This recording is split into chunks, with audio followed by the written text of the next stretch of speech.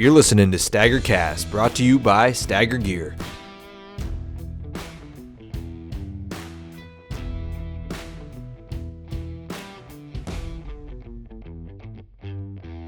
All right, welcome back to another episode of Stagger Cast. We are sitting down today with Nick Fortin from Vermont Fish Wildlife. Welcome to the show. Thanks for having me on, guys. Appreciate you coming on, and Joey introduced us. So, Joey, if you're listening, thank you for lining us up so we can do this podcast, and kind of wanted to have you on to talk about some of the new changes to the state of Vermont. There's a lot going on this year. Yeah. A lot of what Greg was saying before, there's some misinformation out there, and just confusion on the rules. So I figured it'd be good to have you on and kind of go over it and clear some stuff up for the Vermont hunters. So welcome to the show. Yeah, thanks. You want to do a little background on yourself, kind of your career, where you're from, all that stuff? Sure. So I grew up in Derby.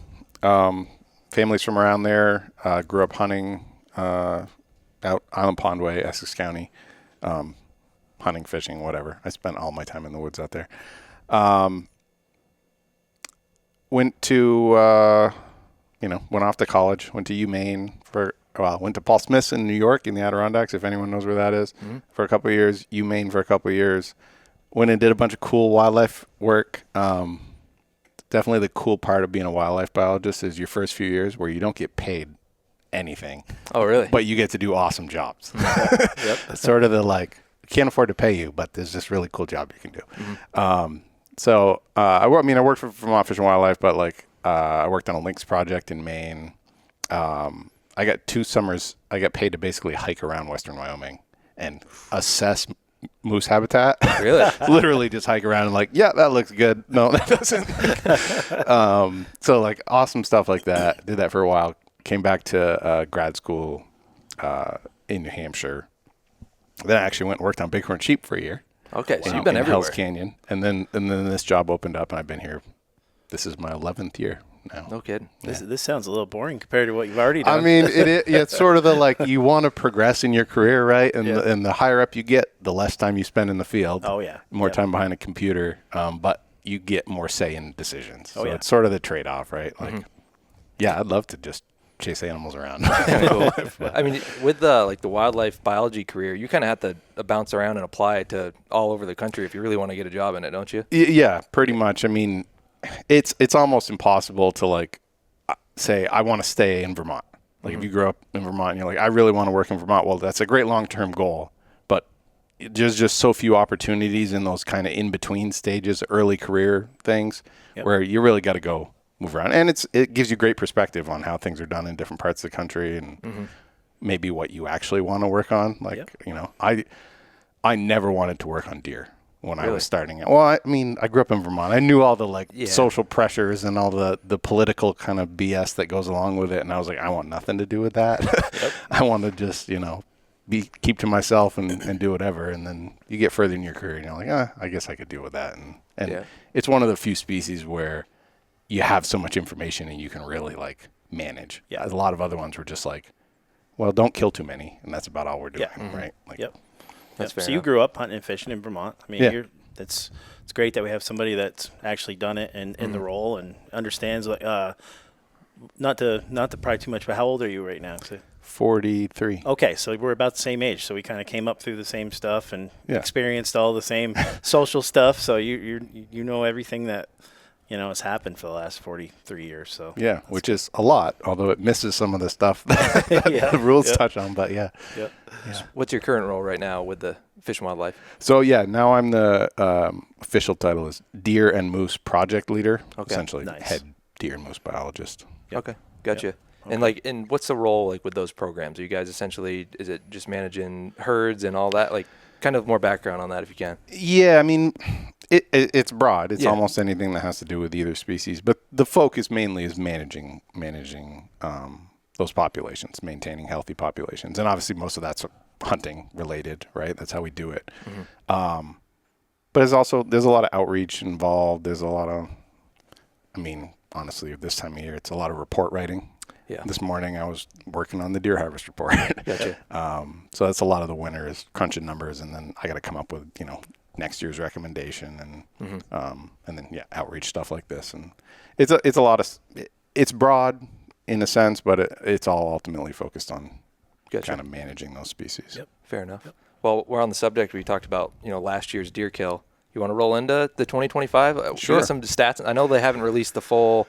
I've seen some stuff on like Facebook and on websites and stuff that have like estimates and stuff like that. But how did the 2025 season go for Vermont? I think we put out a preliminary like estimated number. So for folks who don't know, like we literally got our last harvest reports, I think 2 weeks ago. Okay. There are still stations that take paper reports, and for whatever reason, some of them really struggled with remembering to mail those in after the season. Mm-hmm. So it takes a while. But anyway, final number, see if I can remember off the top of my head.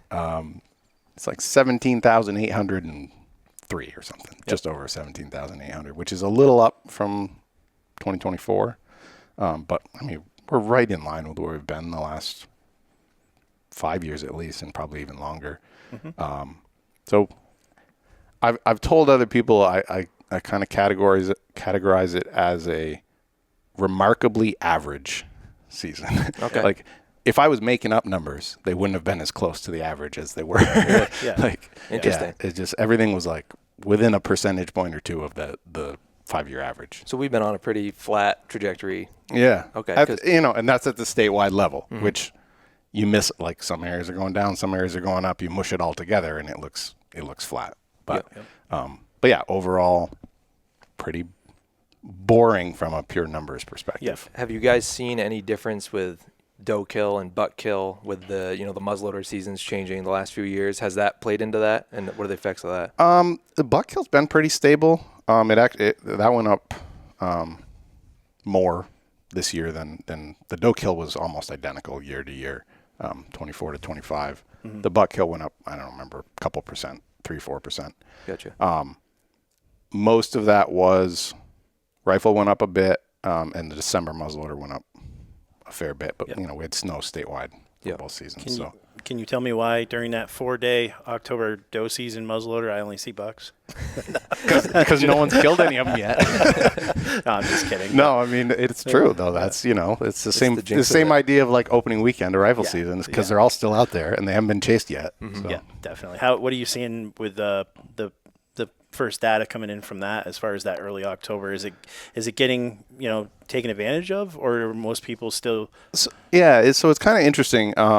There are definitely a lot of hunters taking advantage of it, hunting it. I think we're averaging it. It interestingly fluctuates quite a bit year to year, the number of deer does killed during that season. Mm-hmm. But averages right around 1,000, and I think we kill about 3,000 total with during muzzleloader with antlerless permits. Okay. So about a third of them are taken in that early season. Okay. But it didn't change the total at all from before. Interesting. It just spread it out. And, taking 1,000 does 6 weeks earlier, that's a good thing. Yep. But it didn't increase the kill like we thought it was going to at the time. Yeah. Which is why we needed the other changes. Yep. One of the reasons. But yeah, it's a lot of hunters love it because it's early, it's warm, and yes, we're getting rid of those deer earlier. There are a lot of hunters that don't take advantage of it though. That like people who try to fill their antlerless permit, mm-hmm. but don't hunt that early season. Yeah. And we don't know what that is. I think a lot of it is those. There's a big contingent of people that are just getting out of Dodge, maybe going to Maine during that same time period, or going to New Hampshire. Yeah, for sure. I mean, that's at least the weekend is Maine would be resident only, but New Hampshire muzzleloader opener too. Yeah. Mm-hmm. So it does conflict with those, and then also you get the folks who are like, well, if I can't shoot a buck, I'm not going in the woods. So that's fair. So with the kill being roughly 17,000 last year, what was your guys' goal? I mean, what if you could have had the number you wanted, what would the number have been? We were actually really close to where we wanted to be. Okay. So we don't really have a goal for buck harvest, mm-hmm. other than keeping it fairly stable.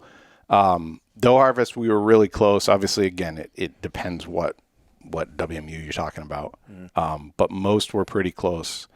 And interestingly, I think a lot of it was, again, the snow. We had higher success rates than we typically see in December. Mm-hmm. Yep.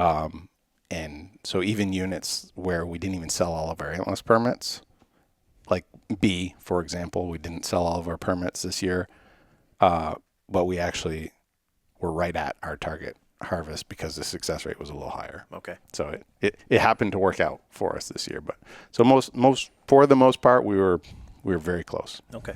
So overall, though, with the new doe season compared to past where the doe permits were just being used in the December season, there's not any difference.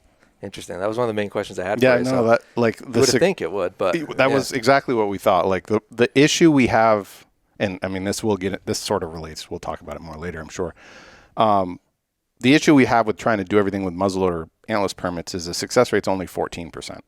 That's what it's at. Okay. Yeah, and I mean that again varies around the state, but on average 14%. So like to kill 140 deer in a WMU, which is actually just about our average, is what we're trying to kill with antlers permits in most WMUs. Takes 1,000 permits. Yep. A lot of WMUs I don't have 1,000 muzzleloader hunters. Some I do, some I don't. So you run into the ceiling with muzzleloader, and so we thought, yeah, let's add an early season that'll get that success rate up. We'll be able to take enough deer with the number of hunters we have.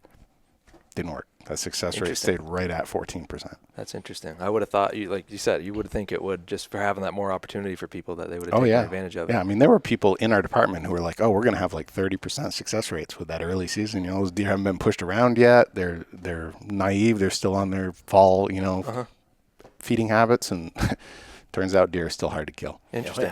That's fair. Hey, it's Vermont at the end of the day, you know what I mean? And if it's hot during that time of year too, the movement shuts right down. I mean, and that's a big part of it. And that's, like I said earlier, it fluctuates a lot. Yeah. Like, I mean, you get it's a 4-day season. You get bad weather for 2 or 3 days. You're done. Nobody wants to carry a muzzleloader around in the downpour for 3-4 days. Right. Yeah, that definitely plays into it for sure. You were talking about before the kind of the fluctuations in WMUs. Is there any like big outliers last year for the WMUs that played more or played less, or stuff that surprised you guys? The standouts last year were like the Northeast Kingdom. In a good way or a bad way? Good way. Okay. So the Northeast Kingdom, so like that's like D1, D2, and E1 and E2. They had almost record buck harvest. Interesting.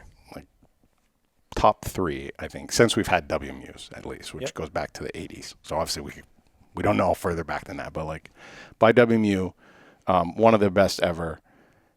And then you get some zones in like southern Vermont, like the Southern Greens, and they're probably their worst harvest in 15 years or so. Wow. So yeah, it very much varied, and that's kind of been a trend for a while. But like the Kingdom, obviously snow. We had snow. Yep. The entirety of gun season, and that also tracks with like I'm pretty sure. I haven't heard final numbers, but I'm pretty sure New Hampshire set an all-time record this year. I know Maine set an all-time record by a big margin. Yeah. I'm pretty sure Massachusetts is going to set an all-time record this year. They don't have the history in like the 60s like we do, so we're never going to set all-time records. But point being, like, I think, the Kingdom kind of reacted like New Hampshire and Maine did. Like whatever affected New Hampshire and Maine's harvest probably had the same play there, weather, food, whatever it was. And then again, Southern Vermont's been trending in the wrong direction for a while, and that's habitat related. Yeah. You mentioned the 60s, which is a hot topic in Vermont with my great-grandfather and grandfather. And when they opened up the doe kill back then, and they said the herd went to hell and everything, and there was a number of factors there. Can you kind of give us the background on that? Because that's where you get a lot of your pushback on your doe kill now. Yeah. So, I mean, I think understanding people's opinions in Vermont and like what's going on with their deer herd, you really have to understand the history. And our history is very different from any of our neighboring states. I mean, I'm going to get to the 60s. I'm going to go way back first, though. Like, Vermont was almost entirely cleared. Forest, like we were like 20% forested at one point. We're now closer to 80% forested. Yep. Deer were basically gone at that time. But then, as those old hill farms were abandoned and stuff and grew back up, that created phenomenal habitat in the 60s. Like the whole state was essentially overgrown pasture at that point, like just perfect deer habitat. Yep. But it was all the same age. It all happened at about the same time across the whole state. And now those forests are 80 to 100 years old instead of 20 years old. Yep. And we're dealing with that still today. It's, now it's a big negative, but in the 60s, it was a huge positive. We had phenomenal habitat. Some estimates from the time are like 250,000 deer in the state. We're about 150,000 now. Wow. So like a lot Yeah. of deer. And unlike our neighbors who didn't ever see that clearing, that extensive forest clearing, so their forests have always been more diverse, in terms of age structure, species, all that. So their forests are in way better shape today because of that than ours are. But we also had buck-only hunting from the beginning until the 60s. And every other state around us had either sex hunting. You could probably only get one deer, but you could shoot whatever the hell you saw. Okay. And so hunter mentalities became very different from Vermont to compared to neighboring states, right? But then, in the 60s, finally, they're like, okay, there's clearly too many deer. We got to start trying to do something about it. And it was hit and miss at first. Like they would try, I think the early attempts were like a day or two after rifle season. There were doe days. And then in the 70s, there were party permits for a couple of years. Yep. And then the thing that really drives, I think most people remember and what gets into, shooting does during rifle season is so the legislature controlled deer hunting regulations until the late 70s. And then finally the department and the Fish and Wildlife Board got some control. As soon as the department had control, they said, all right, we got a plan. We're going to knock deer numbers back. We're going to hold them down, let habitat recover, blah, blah, blah. It worked phenomenally from a biological, ecological perspective.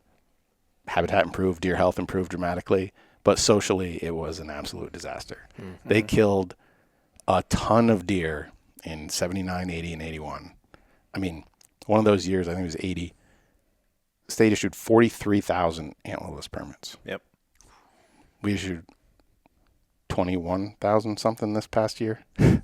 Okay. And remember, there's no muzzleloader season then. All of those deer were killed in rifle season. Okay. And it was like 14,000 antlerless deer killed during rifle season. That's a lot. Reported killed. Yeah, true. Different times back then. Yeah. So just crazy, right? And so like anyone who lived through that, I mean, I wasn't alive, right? But like anyone who lived through that is not going to want to repeat it. Yeah. Mm-hmm.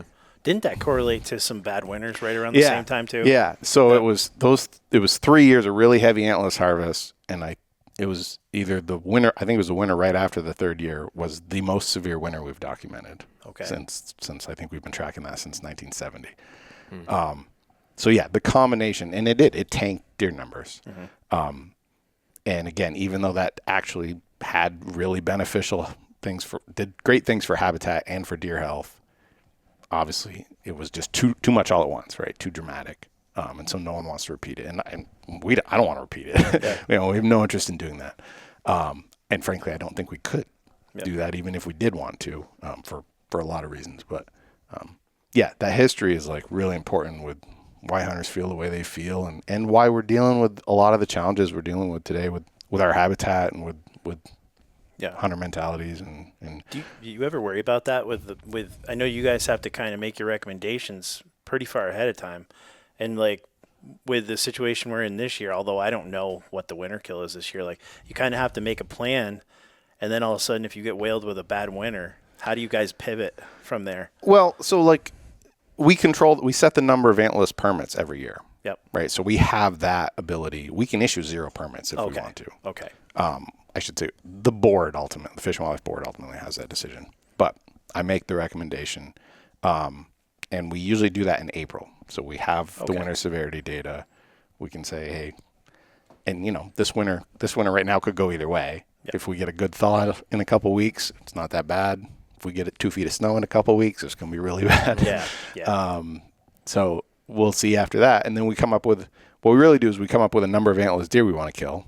Do the math on how many permits we need to do that, and issue that. So, yeah, even under this new system, we could still basically cut off antlerless harvest. Okay. That's reassuring to know that, because I think a lot of people are just like they're going to issue X amount of permits no matter what, but knowing that you guys have all that data to go off of before you issue those permits, that's a big thing. No, I think there's a lot of folks who are like, this is going to be a kind of an open free-for-all, or we're just going to still issue a lot of permits because whatever, they think we do it for money or something, but like, no, I will say we're fully expecting this year, especially, and probably even next year, we're going to cut way back on permits just because we don't know what the success rate's going to be. Mm-hmm. Until we figure that out, we're going to err on the cautious side. Yeah. And, it might be half of what it was last year. So Gotcha. so permits are going to be hard to come by, I think, for the next few years. Okay. Most hunters are not going to have one. Yep. Are you guys going to do the lesser permits just in anticipation that people are likely to be more successful gun hunting does than muzzleloader, just because they're already out there looking for a buck? So you guys are kind of weighing that. Yeah, I mean, obviously, a rifle you can shoot further. You got multiple shots. All the things that make rifles more efficient. Yep. And just more days, right? That's we true. went from 9 and 4, 13 days to those 13 days plus 16 days plus muzzleloaders are 5 days longer now. Yeah. So you're 30 some days now you can fill your antlerless permit.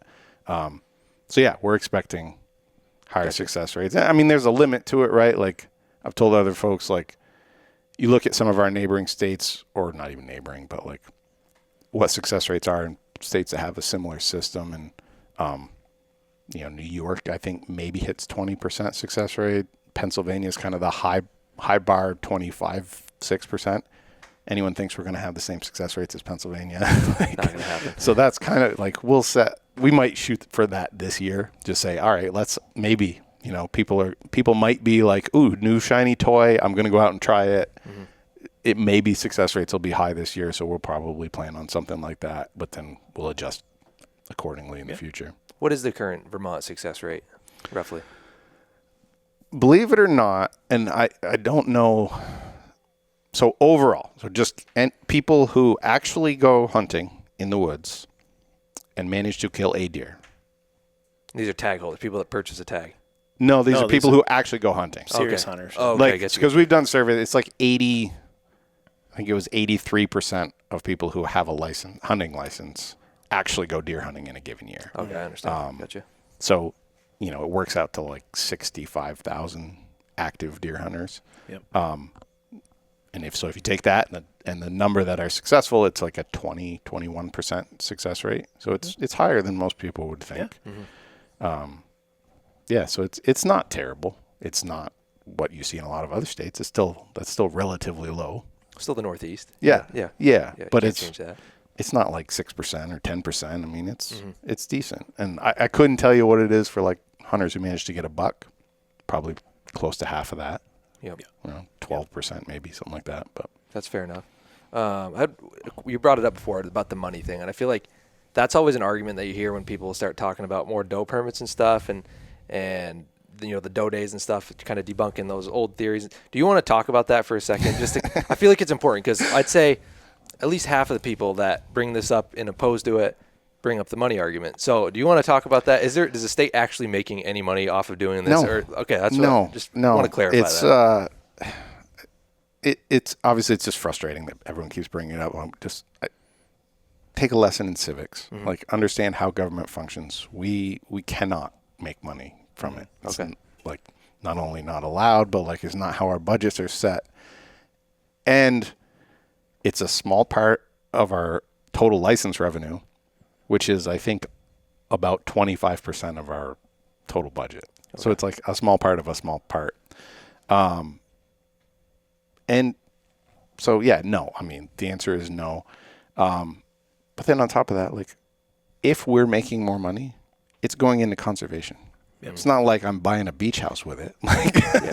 It's going into our work as a department. So, no, I mean, obviously it is, yes, contributing to our funding source, right? That all license sales. Say all license sales go towards conservation. And So Fish and Wildlife. Sure, it is contributing to our funding.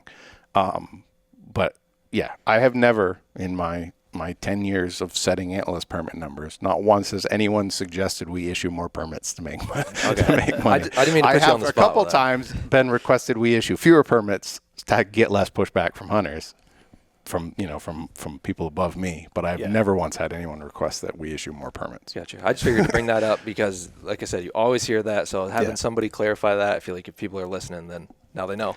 Yep. So, that's why I had to bring that up. But want to kind of dive into more of the the bigger changes and stuff, all the season and stuff. But before we do that, and then this kind of ties back to managing hunter expectations and kind of understanding what Fish and Wildlife is doing. Every state has a different, something they're targeting or a goal with their management program, whether it be antlers or herd improvement, herd reduction. What is the state currently? What's the goal of the state's management program right now, just to kind of get on even ground for people? Like, what's the state actively working towards? Yeah, so I would encourage anyone who wants to know our goals. We have 10-year big game management plan, covers all 4 big game species. And that lays out goals. Like, I don't know, there are like 5 for deer. But the ones that relate to hunting, first and foremost is maintaining what we are required to do by statute, an abundant, healthy deer herd. Gotcha. Right? And it's really a healthy, sustainable deer herd.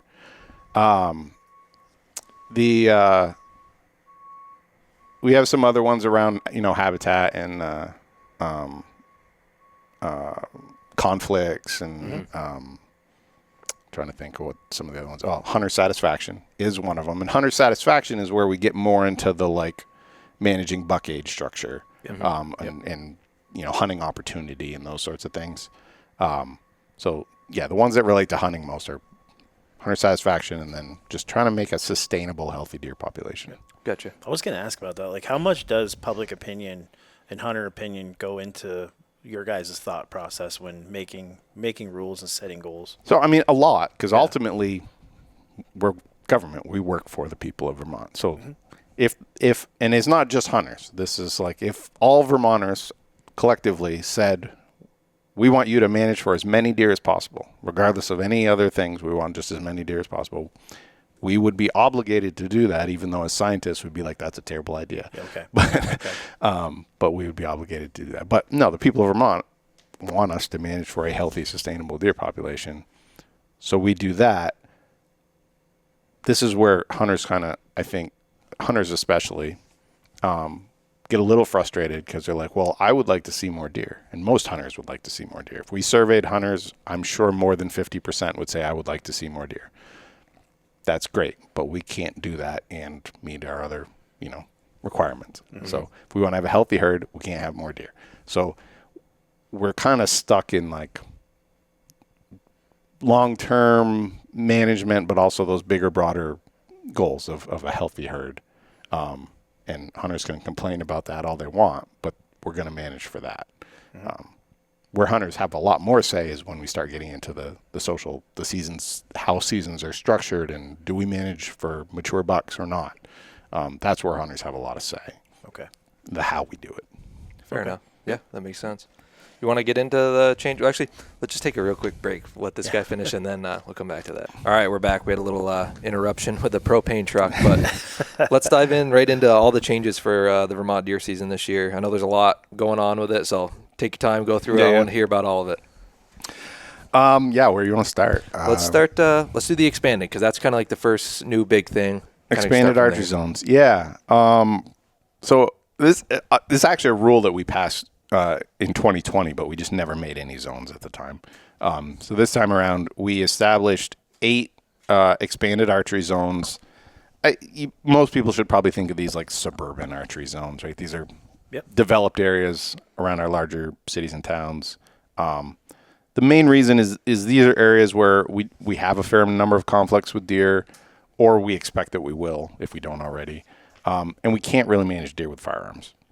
Either there's ordinances that limit using firearms, or it's just unsafe, but maybe more so, most hunters don't want to hunt there, whether with a gun, right? For safety reasons, for all kinds of reasons. So we're trying to encourage more archery hunting in these areas. And so, from starting September 15th, only these areas will be open to archery hunting. It's antlerless only for September. Come October 1st, it's regular archery just like it is now. Yep. But yeah, the hope is that those people who are really itching to go at the start of the season, well, here's some specific places we want more deer killed. If you can get permission, if you can find a place to hunt and you don't mind listening to dogs bark and cars go by, please go kill a doe there.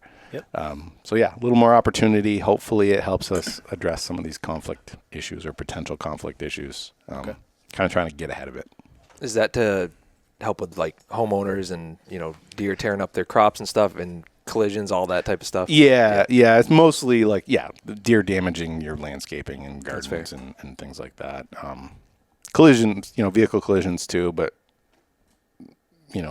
these are kind of city areas where people aren't driving that fast anyway. So Montpelier, deer get hit on the interstate, but people are going slow enough on all the other roads that probably not getting many deer hit. That's how I always tell when the rut's really on. You start seeing dead deer on the interstate. I'm like, well, it's really on. The moon really doesn't do much for me. No. Yeah. It's a sad way to tell it, but it is. But so the second one, I guess we could go into the youth days, kind of moving around a little bit. Yeah, so we're moving youth back to its original timing, the weekend before rifle season, the regular season. Yep.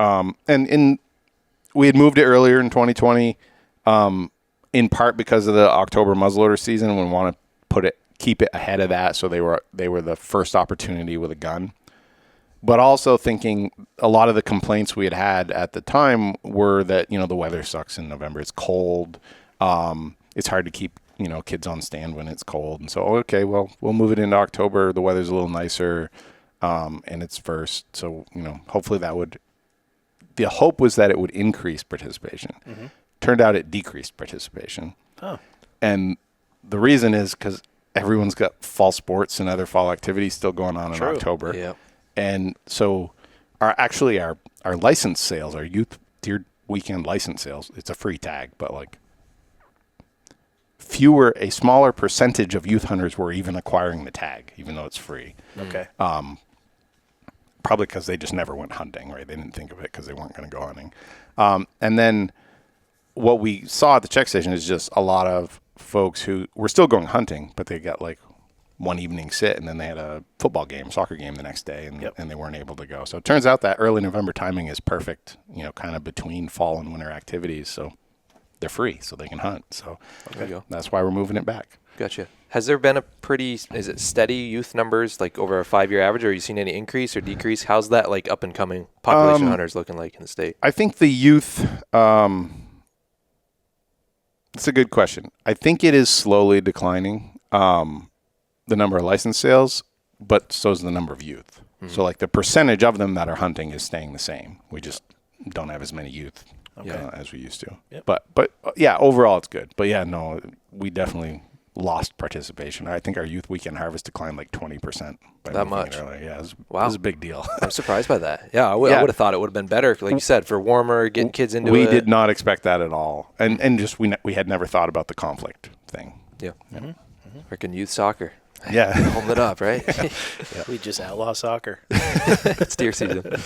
How about bag limits this year? You want to go over that? So we didn't. I mean, the only bag limit is the second buck thing, right? Yep. So that one kind of got mixed feedback on that one. A lot of people love it, obviously. Some people are like, no, you should only be allowed one. The main reason there is, I guess to put it in one sentence, buck tags get hunters in the woods. There are a lot of hunters who, if they don't have a buck tag, or in the case of archery season, not willing to give up their rifle season, so they functionally don't have a buck tag, a lot of them just don't go hunting.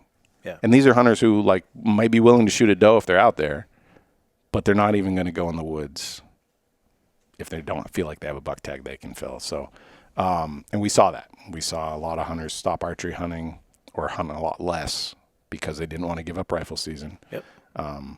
And then, we saw it on the muzzleloader season and the kind of after rifle season, just less participation because they'd already filled their buck tag. And that's a financial ramification too that I've seen. A lot of guys like me, you get an itchy trigger finger, you fill your buck tag in bow season, and now you're going to Maine and you're not going to hunting camp in Vermont, and it's kind of a whole ripple effect. So if you've got the ability to earn a second tag, Yeah, and so that's sort of the idea, is to keep hunters hunting in Vermont, right? Yep. And we were definitely seeing a lot of folks who, if they're an avid bow hunter, they were often out of state come rifle season, or just not bow hunting or hunting other states early because of that. So keeping them in Vermont, and then there's some details on that, on the requirements there. You have to shoot a doe before you can get your second buck. That's a lot of reasons, but the main one is we want to incentivize more antlerless deer harvest. And frankly, we have to get through hunters' heads that if you think it's okay to shoot 2 bucks, absolutely okay to shoot a doe. There are 100% enough deer.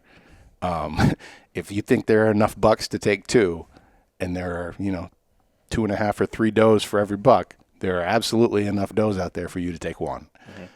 So, just trying to get that mentality in hunters' heads that, fine, take 2 bucks, but you got to balance it out a little bit.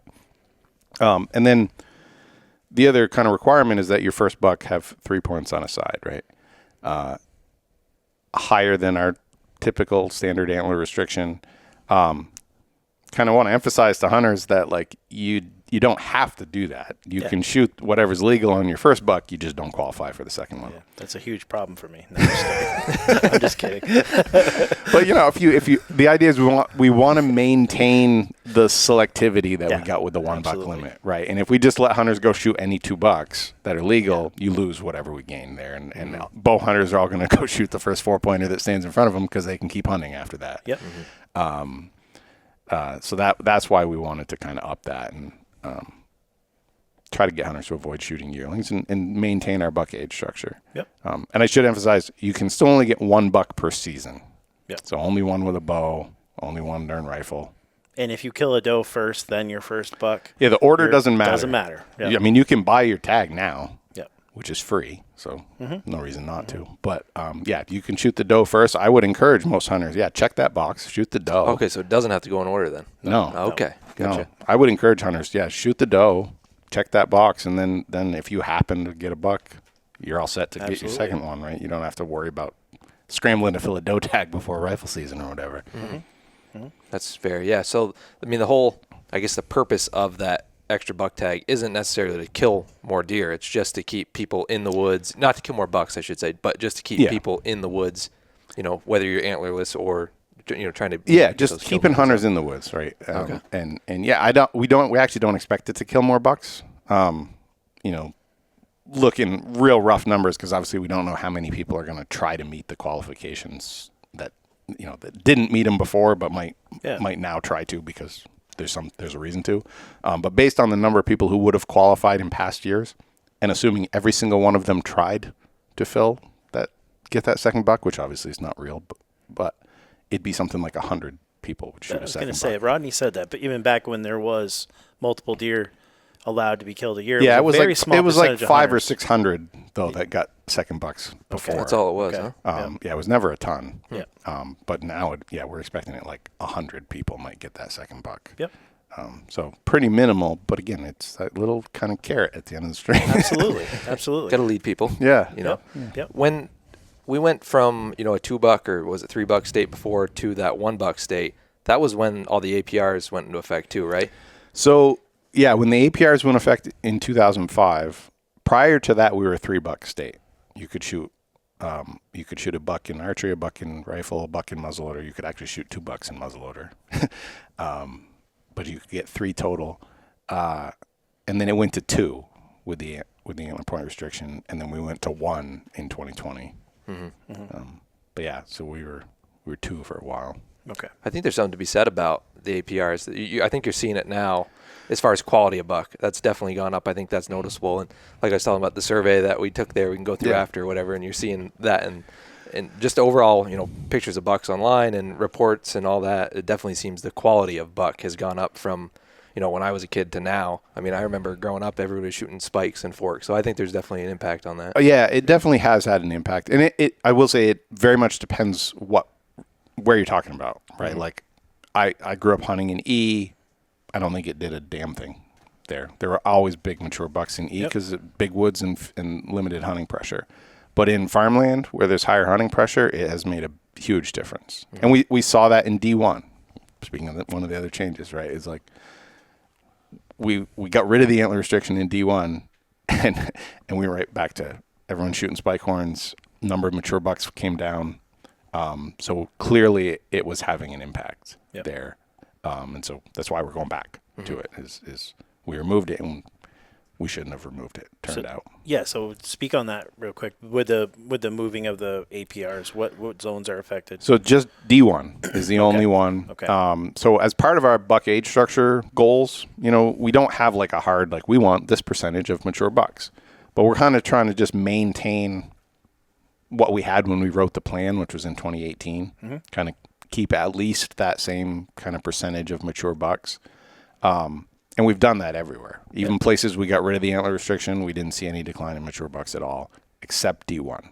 Okay. That was the only one where, and kind of the threshold we set is the thing we kind of try to measure is if we see more than 50% yearlings in our buck harvest, that just tells us we're killing too many yearling bucks, and you're not going to see those mature bucks. Yeah.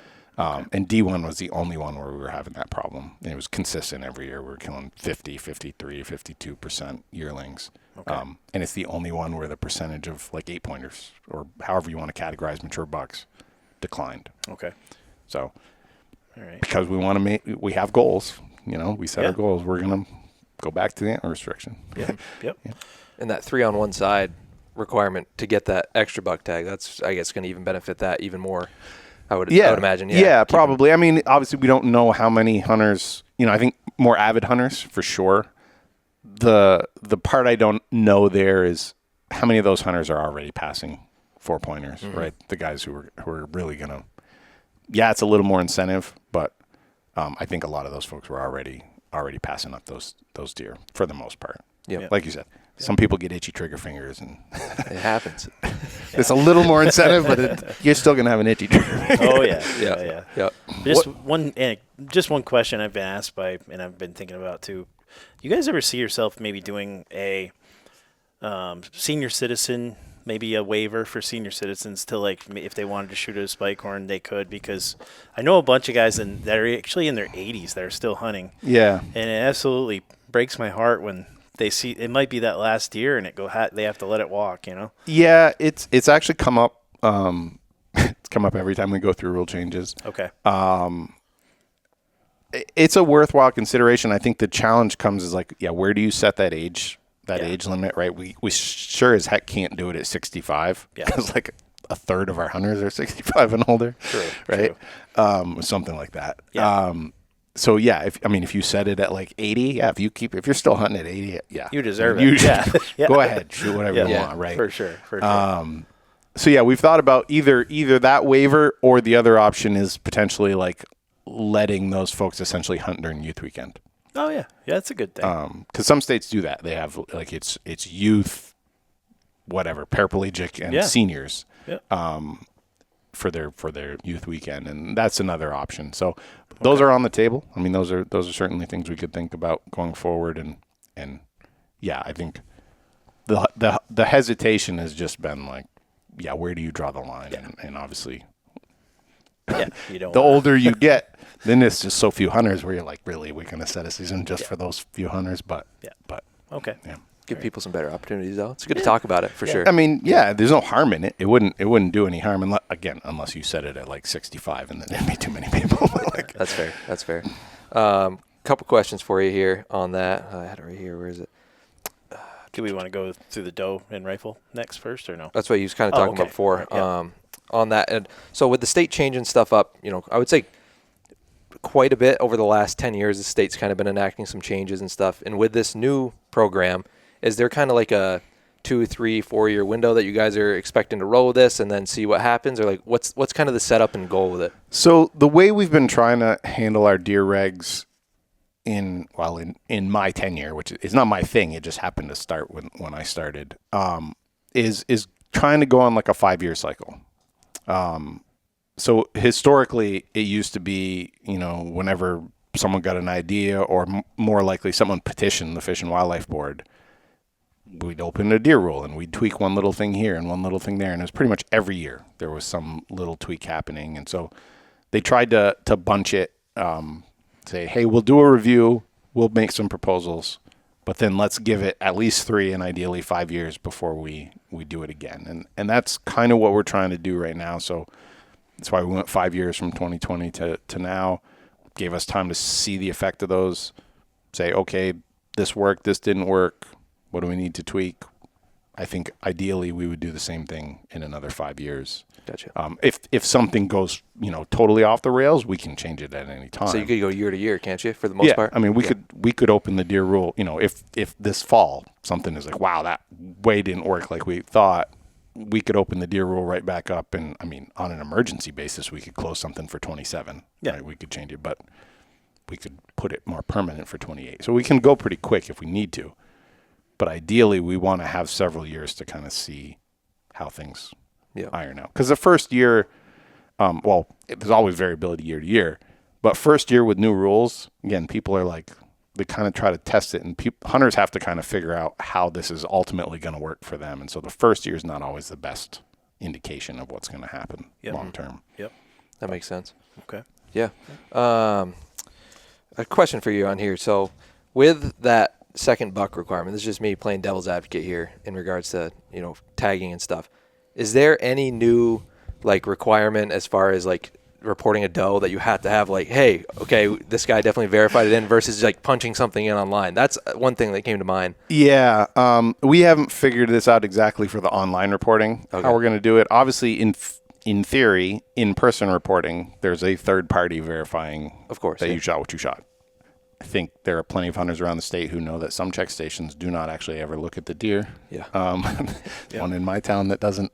You can tell them whatever you want. But so first, you shouldn't assume that online reporting is any worse than in-person reporting there. But one of the options for online reporting is requiring a photo. Well, now it's optional, right? It's optional. So we have the tools there. We may not. I don't know. That's sort of an IT. It's kind of out of my hands. Okay. We haven't decided if we're going to require it or not yet, but that's an option. But again, that doesn't address those check stations, which all the outlaws know. I would think though, doing an online harvest report, if you required the photo, and maybe do a second photo of the tag, and then the warden or whoever is doing that gets an instant ping of, okay, this person just reported a deer, and in real time they could check up on it. Online reporting is actually a wonderful thing. Yeah. People think, people lie and the data's not as good, and it's actually better data because the high school kid working the counter at wherever you check your deer in has no idea what they're entering into the system. Yep. You as the hunter do, right? So we get better data. But any electronic reporting, whether it's a station doing it or you doing it, the wardens know immediately. And that's where the law enforcement side of it comes in. And as long as they know immediately, they're pretty good. And I would also add, yes, there's always potential for people to cheat a system, right? But in this case, lying about a harvest report, whether you either didn't kill that doe or shot a 4-pointer and claimed it was a 5-pointer so you can get your 3 on a side. Oh, yeah. That is an intentional violation. Mm-hmm. Yeah. You are, wardens have discretion, but essentially your tag is not valid.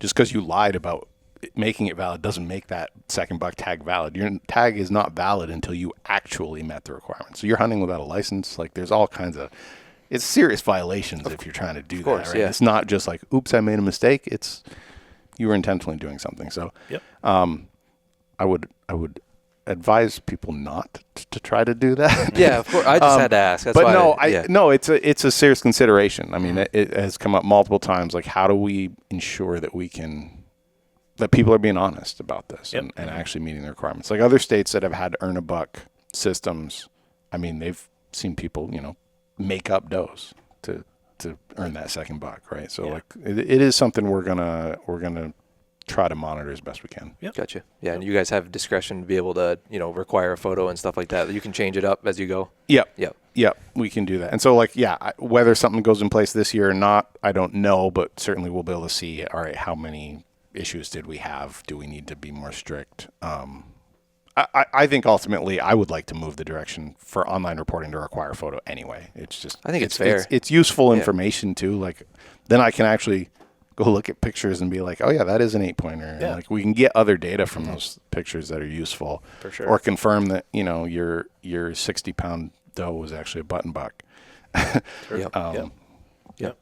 I have one more devil's advocate question. With the being able to harvest does with rifle now, I've heard multiple people say, well, this is the state's backdoor way of getting blaze orange required. Have you heard that same thing, and are you concerned with the safety? I've heard it, and safety was a big concern. That was one of the major issues that was raised. with shooting does during rifle season. And several of the board members were very concerned about it, if we don't have an orange requirement. I believe there's a question. I haven't bought my license this year yet because there is a question. There's a question on whether you wear orange. Do you intend to wear orange? Yep. Okay, I thought so. I think that's where we're at now, is we're trying to figure out how many people wear orange anyway. Like, we all have our own opinions. Everyone I hunt with does anyway. But I'm trying to think of the last time I saw somebody that didn't. Yeah. Really, almost never. At least I saw one guy this year. I saw one guy this year. He was full camo. No, I was like, holy shit. But I always wear a hat. Yeah. Yeah, right. At least one article. So I think we're at the data collection stage of that. Okay. There are interests. There are definitely people on the Fish and Wildlife Board who would like to see mandatory orange. I don't know that we as a department have no opinion on it right now. And, okay. We could go both ways. Obviously, there's safety benefits to it, but if 98% of people are already wearing it, we're not gaining anything by making a law. So and if we're not having the accidents and we're doing good policing ourselves, then maybe we don't. Yeah, and I should say in the safety front, like, a lot of people are concerned about safety, and they're throwing out all these people are going to be brown us down and all this stuff, and like, no one hunts like that anymore. No, like back in the early '80s. The seasons people are, remembering and when they were hearing bullets whiz by and whatever, no one had hunter education. No one had taken hunter education at the time, basically. So now everyone has. Now everyone wears orange. Unfortunately, people aren't hunting the same way because most properties posted and you're sitting in a stand more likely today. And back then you were doing deer drives and, pushing deer around. And the road hunting thing's gone way down, I think. Yeah, and I mean, there were concerns about more road hunting because of this. And again, I don't think, my opinion is no one's going to take up road hunting because of this. But people who do road hunt now potentially have more targets, right? But again, like, there aren't going to be that many permits these first couple of years, so hopefully that kind of eases that. And road hunters, none of us like them. It's another thing about intentional violation. It's just like, you can't really govern for those people because they're the outliers. No, you can't. So, you can't, right? You try to make rules that no one can break, and it's impossible. Yeah. I would just say to people listening, if you're concerned about it, wear a hat. We'll at least wear an orange hat and, have your orange on, be safe. Yeah. That's all you can do. Yeah, I mean, we definitely recommend people wear orange, but requiring it's another step. Yeah. We were saying anecdotally, seems like the road hunting in the Caledonia has gone way down since COVID because everybody all of a sudden started walking outside and walking their dog. There's way more people on the roads than there used to be. Yeah. So it's kind of ruined their party a little bit. So good. What other changes we got for Vermont deer seasons? I know the season dates kind of shifted a little bit. You want to talk about that? As far as like lengthening muzzleloader and stuff like that. We did. Yeah. Muzzleloader. So that was actually a petition. That was not a department recommendation. We took a neutral position on it, but we received a petition, the board received a petition to extend the December muzzleloader season. So essentially now it will start the Monday immediately after rifle season. Kind of like what Maine does, I think. Yeah, what most states do. They go one right straight into the other. They don't have that gap. I mean, and you guys will remember, like, prior to 2020 when we extended archery, we always had these like 1 week gaps between our seasons, right? Which was whatever. We got used to it. It was kind of a thing. And that some was hunters smooth over your wife, which is you guys are trying to get me divorced. Yeah. But and it was good, and hunters got used to it, right? And so they a lot of hunters still perceive some value in that gap, quiet period, whatever you want to call it. I don't know that there really is anything for deer. So yeah, this one will just 5 more days of muzzleloader hunting in December. They're weekdays, so most people aren't going to be able to take advantage. I know I won't have enough leave to take more time to hunt, like, personally. What it would do for me is I'll probably play the weather a little more, right? Instead of just knowing I'm going to take muzzleloader season off, I'll be like, well, I'm going to see when I'm most likely to have snow in these 2 weeks and take time off. I think that's what we'll see other people might think of it differently, but like, we're just going to see hunting effort spread out over the 2 weeks. I don't expect any increase in harvest as a result of that, but more opportunity, more flexibility. So that's kind of why we took that neutral position. We're just like, okay, fine. Yeah. Okay. No big Should deal. keep some more hunters here too, because a lot of those guys that would hunt Vermont, like with those gap weeks, they'd go hunt another state instead, and so it should keep hunter retention in. Yeah, that might help keep people here for sure. And yeah, I mean, I can say it'll be nice if I'm in camp the last Sunday of rifle season and the weather looks good. I mean, like, fresh snow coming. hopefully have my muzzleloader with me and just stay. Yeah. Yep. Yeah. That's fair enough. Before we move on to the next section here, I kind of want to talk, what goes into like changing these rules? Like, how does it go about? I feel like a lot of people aren't familiar with Fish and Wildlife's process on how like rule changes and stuff come about. I know you guys have the board, you have a commissioner, but I know you guys have to kind of bounce some stuff off of like lawmakers and stuff when it comes to gun season changes and stuff like that. Yeah, I mean, there's a lot of layers if you really dig into it. But for the most part, deer hunting regulations are set by the Fish and Wildlife Board. Ultimately, that's the board's role, is setting hunting and fishing regulations. They really have no purview beyond that. But we, as a department, the scientific staff, make recommendations to the board, and those can come from all sorts of places. Sometimes the board receives petitions from the public requesting a change, and the board can make a choice, or they can ask us to, make a recommendation. In the case of like this bulk set of changes, most of these were our recommendations, but a lot of that comes from, 5 years of listening to people. They're not like I came up with all of them. They're things folks suggested, deer meetings, or that I'm randomly talking to somewhere, and they're like, hey, what about if we did this sort of thing? And then, I'll think about it for a while and be like, that might actually work.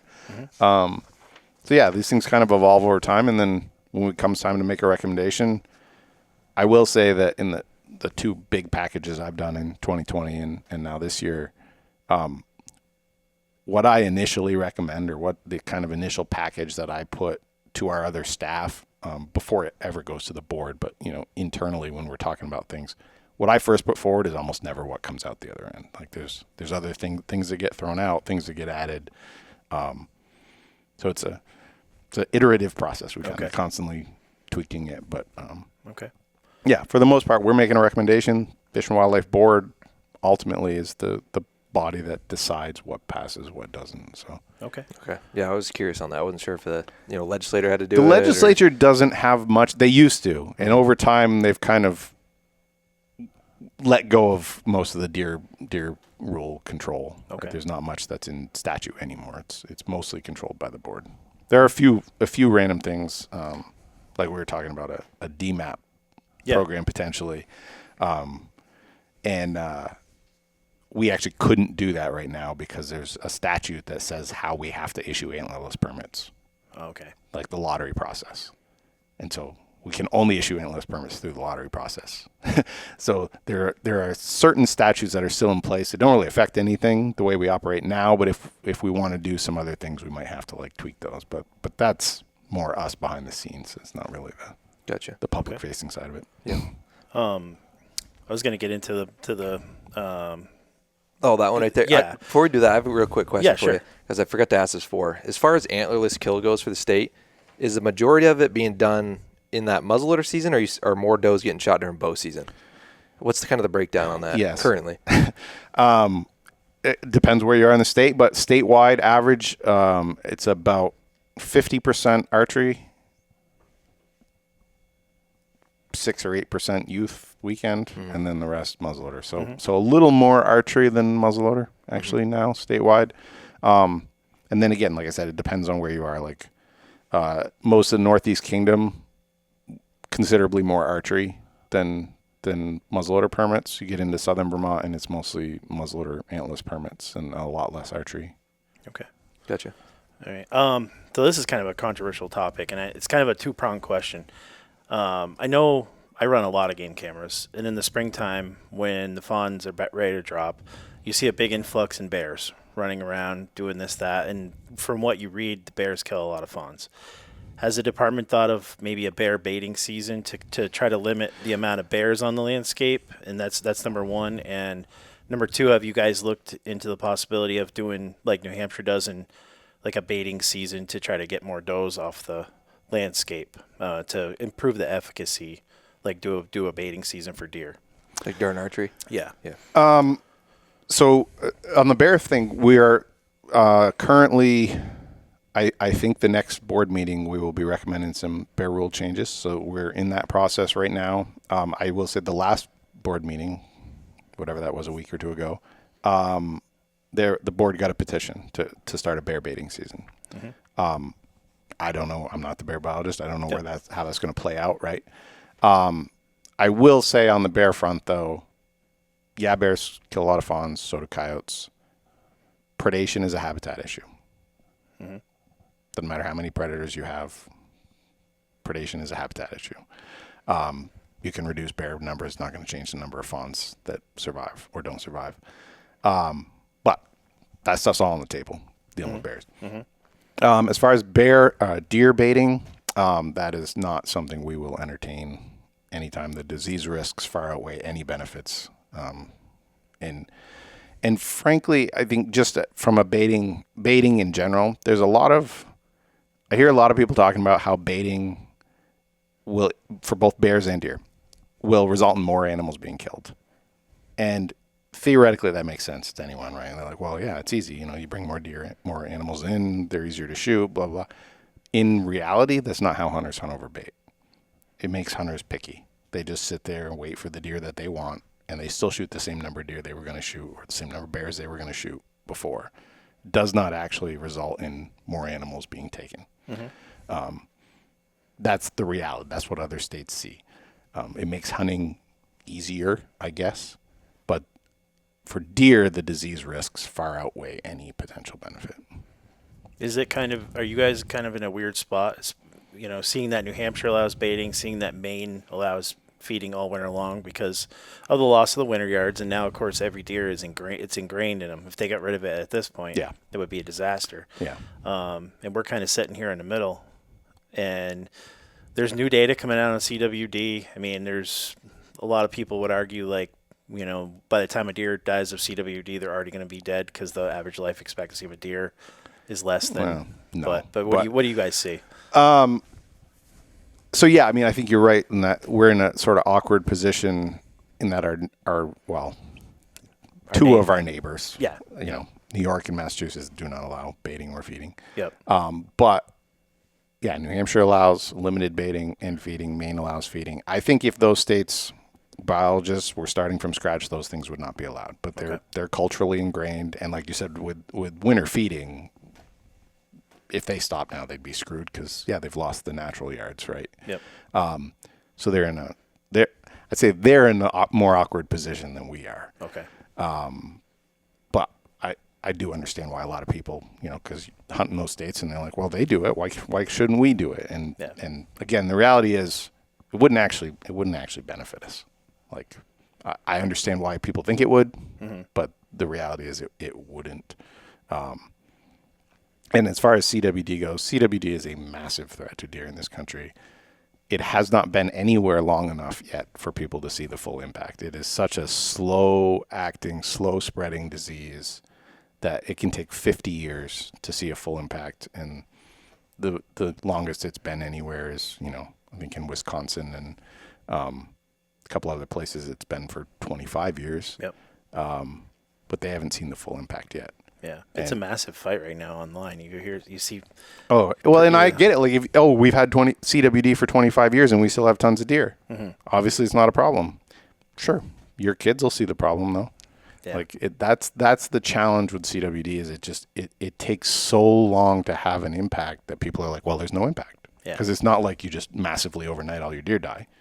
It's a scary disease. When you talk about the long game, like what is that? The long impact of CWD.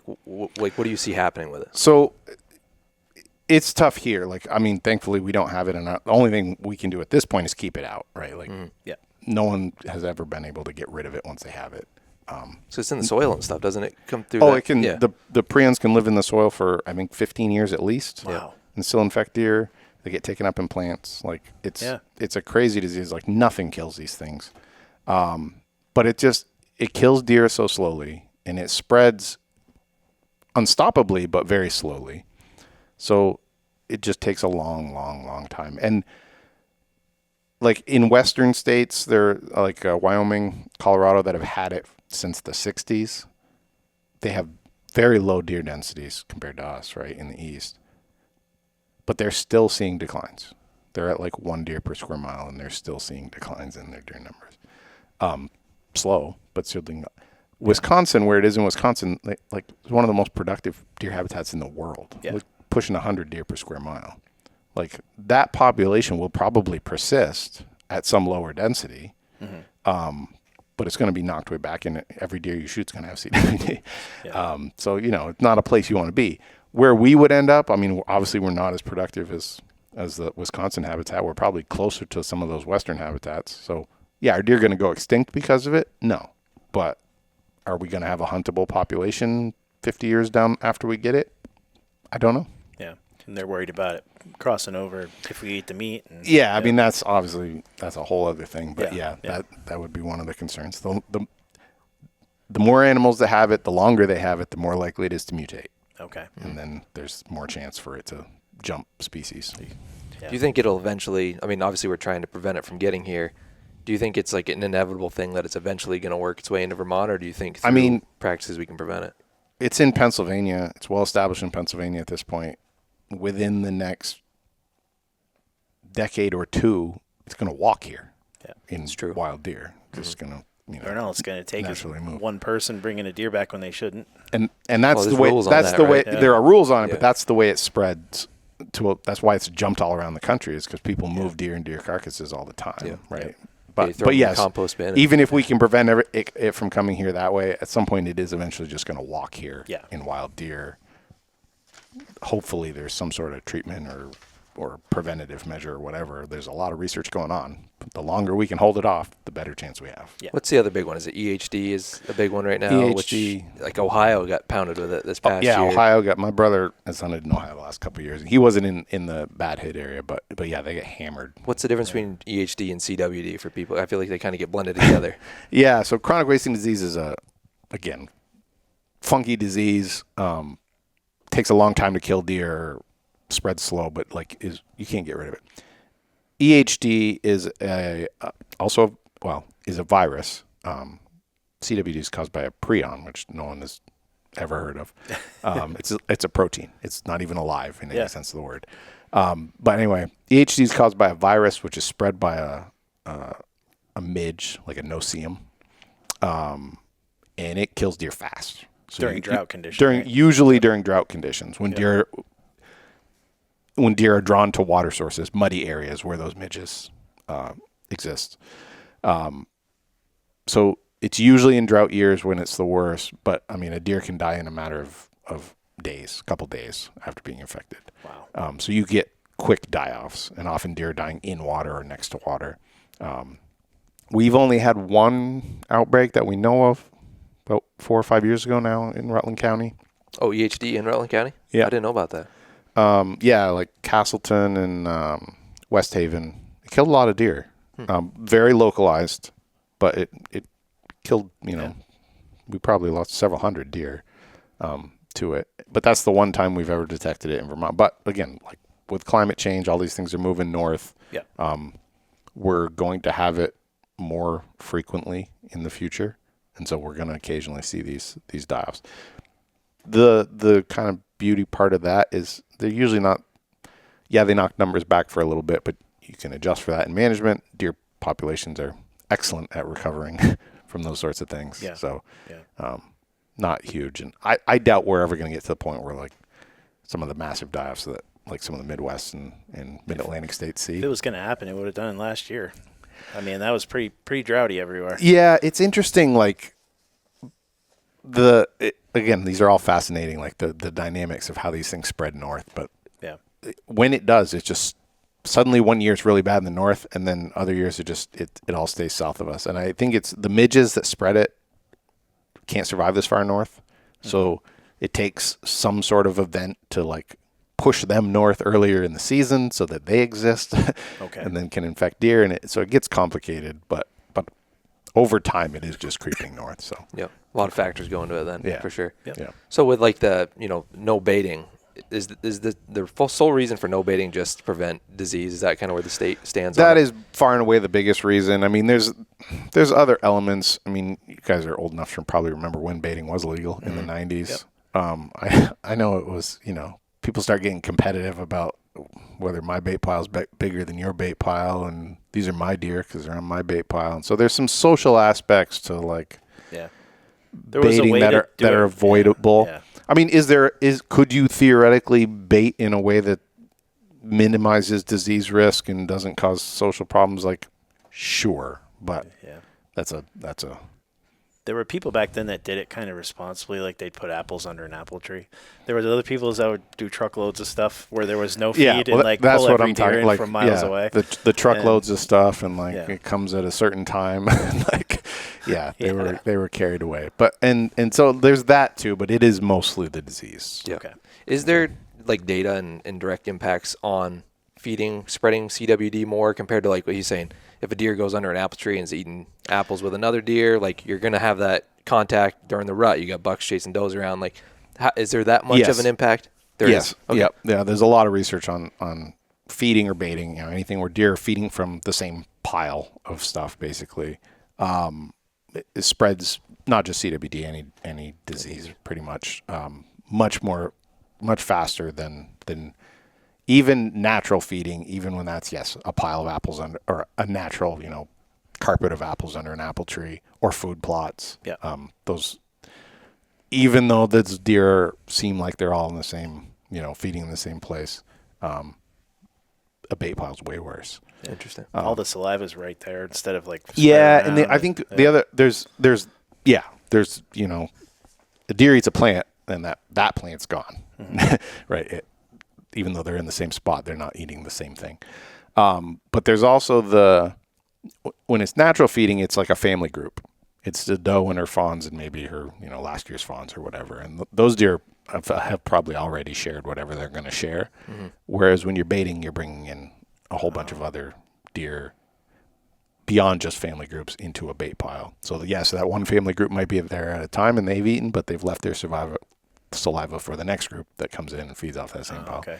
And so like it's there's a lot of research clearly showing it's significantly worse. Yep. Yeah. Just figured I had to ask because you see a lot of people arguing about that and you see people that are like, oh, they're always intermingling anyways. But I just had to clarify on the bait pile thing there. Mm-hmm. Another question kind of on the disease thing, and this is more of a recent change with Vermont, was the deer urine ban. What's the deal with that? I just got a question on that because does that really have an impact? Do you think in preventing disease? Because a lot of these places are tested, and it's very thorough. Like, is that? I almost feel like me personally, I feel like it's an overreach on the state to prevent that. So CWD can absolutely be spread in urine. Of course, yeah. The other equally important part is that the urine, quote unquote urine, collected from farms is not, it's whatever goes through the floor. It's not just urine. It's urine, feces, saliva, whatever comes through the floor. It's strained out and they put it in a jar and tell you it's dough and heat. Steam and estrus. But it's whatever juice came through the floor. But there is some testing, but CWD testing on live animals is unproven. So you don't know. Okay. And an animal can have CWD for a year and a half before it shows any symptoms. So you can have a deer peeing out CWD prions for over a year at one of those farms before they would ever have any inkling to test it and find out they were positive. So yes, there's testing on a lot of them now, not all of them. But yeah, just the nature of CWD is by the time you detect it, you've already sent urine to every other state. And the problem with urine, I mean, do I think it's a likely way for CWD to be introduced? No. Is it possible? Yes. And we don't want that. But the problem is how people use it. Like if you're just putting it on your clothes or whatever and walking around, it's probably not an issue. But when you're sitting in your tree stand and you dump it on the same spot every time you come into your tree stand, now that spot is permanently infected if the urine was infected. Yep. So, again, is it likely? No. No. But I will also add, when we put the regulation in place, there was no testing of urine at Okay. all. That So was, that's that all improved came since. after we put Gotcha. the regulation in place. Is there more states doing that, banning live urine Yeah. versus synthetic? Yeah, it's a trend. And I think it has slowed down now that there's much more widespread testing. But again, that testing is improving. It's part of the research, like on CWD, is figuring out a reliable way to test live animals. And so that's improving all the time. Yeah. But it's still not perfect. Yeah. Right. Had to ask, yeah, because that's one thing you hear from people talking about the shows and stuff. They they don't like using synthetic piss, which I understand. Yeah, I mean, I will also tell you, as a biologist, none of it works. Yeah, really, really. You can piss on, you can go piss next to your tree stand. It's going to amount to the same thing. Yeah, I mean, I have definitely seen where I've peed in my own scrapes and get just as good of results. Yeah. Yeah. I think it's maybe if they're in the rut and they smell that ammonia stuff, they might follow I mean, it. there is the absolute, especially for people who are in tree stands, like you got to cover your own scent with something, Yep. right? And so does it help with that? Sure. But would any other urine amount to the same thing? Yes.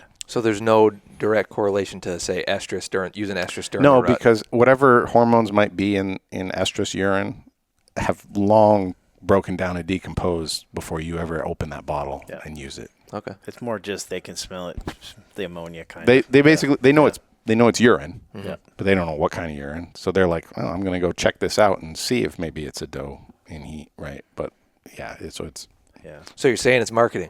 it is marketing. Absolutely. Interesting. Yeah. Yeah. So moving into habitat, and when we had to shut the recorder off, you had an interesting stat of what the state breakdown is to public, private. Yeah. So like about 80% of our deer habitat is on private land. Okay. So would it be accurate to say that you guys are trying to do a management plan with two hands tied behind your back in a lot of ways, as far as? Yeah, I mean, I'm a firm believer, just as a wildlife biologist, not as a deer manager, that habitat is the best way to manage any species. Yeah. Right. You make good habitat for them, you're gonna have more of them, more healthier, more sustainable population. We have very little ability to control deer habitat in this state. Right. Whatever exists on state land, we do what we can. We'd love to do more management on state lands. We lack staff and resources, and there's a lot of forces now that don't think you should ever cut a tree that we're dealing with too. Yeah. But again, even if we could make perfect habitat on state land or on all public land, I'll include federal land in that, it would still barely move the needle. Yeah. There'd be some good hunting spots that would be accessible to anyone because they'd be public land, but it would barely move the needle overall on habitat quality just because so much of it's on private land. You don't think by improving the state forest, better for deer habitat, that would pull some of those deer off posted and kind of expand them? Because there's a lot of barren areas in our state forest that are void of life, and wildlife. I am not saying we don't need more management on state land. We absolutely do. And would it help? Yes, we absolutely need to do that. But that is not the problem, right? That's not going to fix our deer population. It's not going to allow us to have a bunch more deer because we only manage state land. Mm-hmm. We would need improvement across the board on private land as well. There's some private that does a really good job, and there's other that doesn't. I mean, just for my own sake, I take care of a big piece of property right by mine, and they're called the wood program. And a few years ago, they came in and they did strip cuts in there, and I was heartbroken. I mean, It just ruined it. It was so ugly, and now it is 5-6 years later, and it's all growing back up, and the deer have come back. And it's like, wow, this really worked. Yeah. So it doesn't take much to really improve, but if you don't have the buy-in from the private owners and the people that are managing the public, it's... Yeah. I mean, we need both, right? We can't...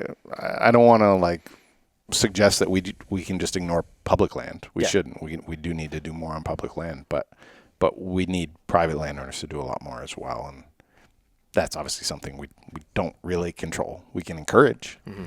Yeah. Is there any initiatives by the state to like tax work breaks with stuff like that to work with we private property owners? We have several staff, 3 or 4 staff that half to full time just work with private landowners. Yep. Like, how can you improve your land? Is that part of that wood program? Is that I don't know about that one particularly, but there's federal cost share through the NRCS, Natural Resource Conservation Service. it's called the EQIP program, Environmental Quality Improvement or whatever. But like gives money to landowners to do habitat improvement work on their land, creating young forest habitat, releasing apple trees, releasing crop trees, mass trees. Does lots of good stuff. So we have several staff that work on that and work with land, but like again, they touch such a small portion of the landscape. Yeah, you were saying how Vermont was a big old pasture, and it's heartbreaking to see these apple orchards that are up on these mountains now, and they're like just dying, and they just needed a little TLC, but nobody did it, you know? Yeah, I mean, we just need. Yep. It could be there's a long topic in and of itself. This is the whole habitat management and all the issues around it, but I mean that's the major limiting factor on our deer population. Like that's why that puts us in the tough position of being like having to say things like we have too many deer. We don't have a lot of deer. We have pretty low deer numbers, deer densities, but it's too many for our poor quality habitat. Yep.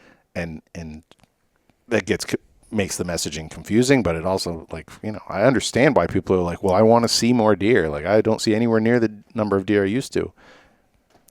You're right. I agree with you, but that doesn't mean we can have more deer, unfortunately. And the piece we need to do is manage habitat, and that's a tough hill to climb. Is that the biggest limiting factor for state of Vermont as far as deer program goes? Absolutely. Habitat. Yeah. Habitat. Yep. If we had the reason we can't have more deer is because our habitat is limited. The quality of our habitat is limited. So I mean, if best case scenario, if you keep educating people and you get more buy-in from private landowners, then there's that potential to see more deer if we can implement these programs. Absolutely, yeah. I mean, and yes, that's a big topic, right? Of course, yeah. But if we can get more logging broadly, sound forest management. I don't want people just going out like willy-nilly, but like good forest management, but more of it. We need our forests to be more diverse than they are, right? And don't fight against you also hear our department push, like we're pushing for more old growth forest.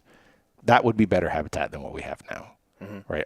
Our forest now, all the trees are the same size. There's nothing in the understory. An actual old growth forest, has big trees, but has young trees. It has the whole mix of stuff. Yeah.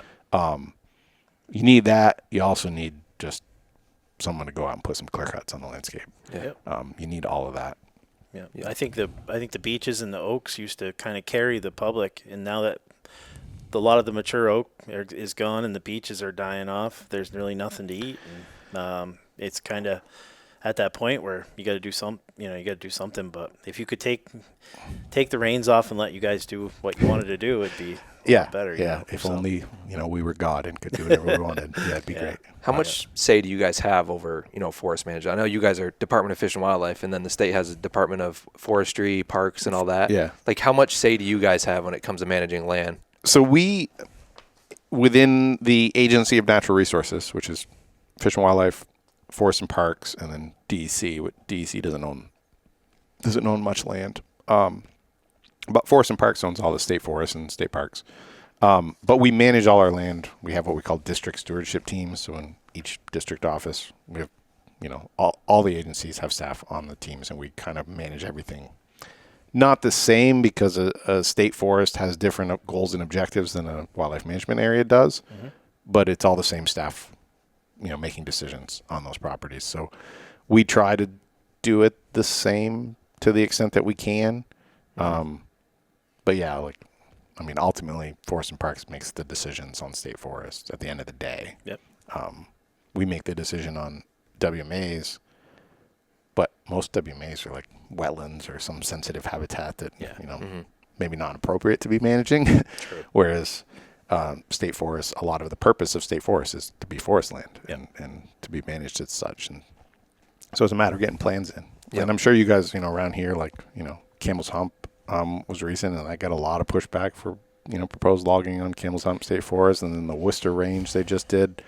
I got a ton of pushback for proposed logging there. So it's important for hunters to show up at these long-range planning things for state land and emphasize that you want to see active management on these lands. It doesn't just help the deer; it helps everything. Helps everything, not just deer, but everything. And if people don't push for active management, there's plenty of groups pushing for no management. Yeah. So you got to push back on the other side. Yeah, there's a lot of educating that needs to be done, and it's pretty unanimous across the board. Hunters in Vermont want to see more cutting and stuff, but yeah, like you said, you got to go to those meetings, you got to educate, you got to push. Yep. We all If you go really to want the rule meetings, but maybe we forget to go to those ones.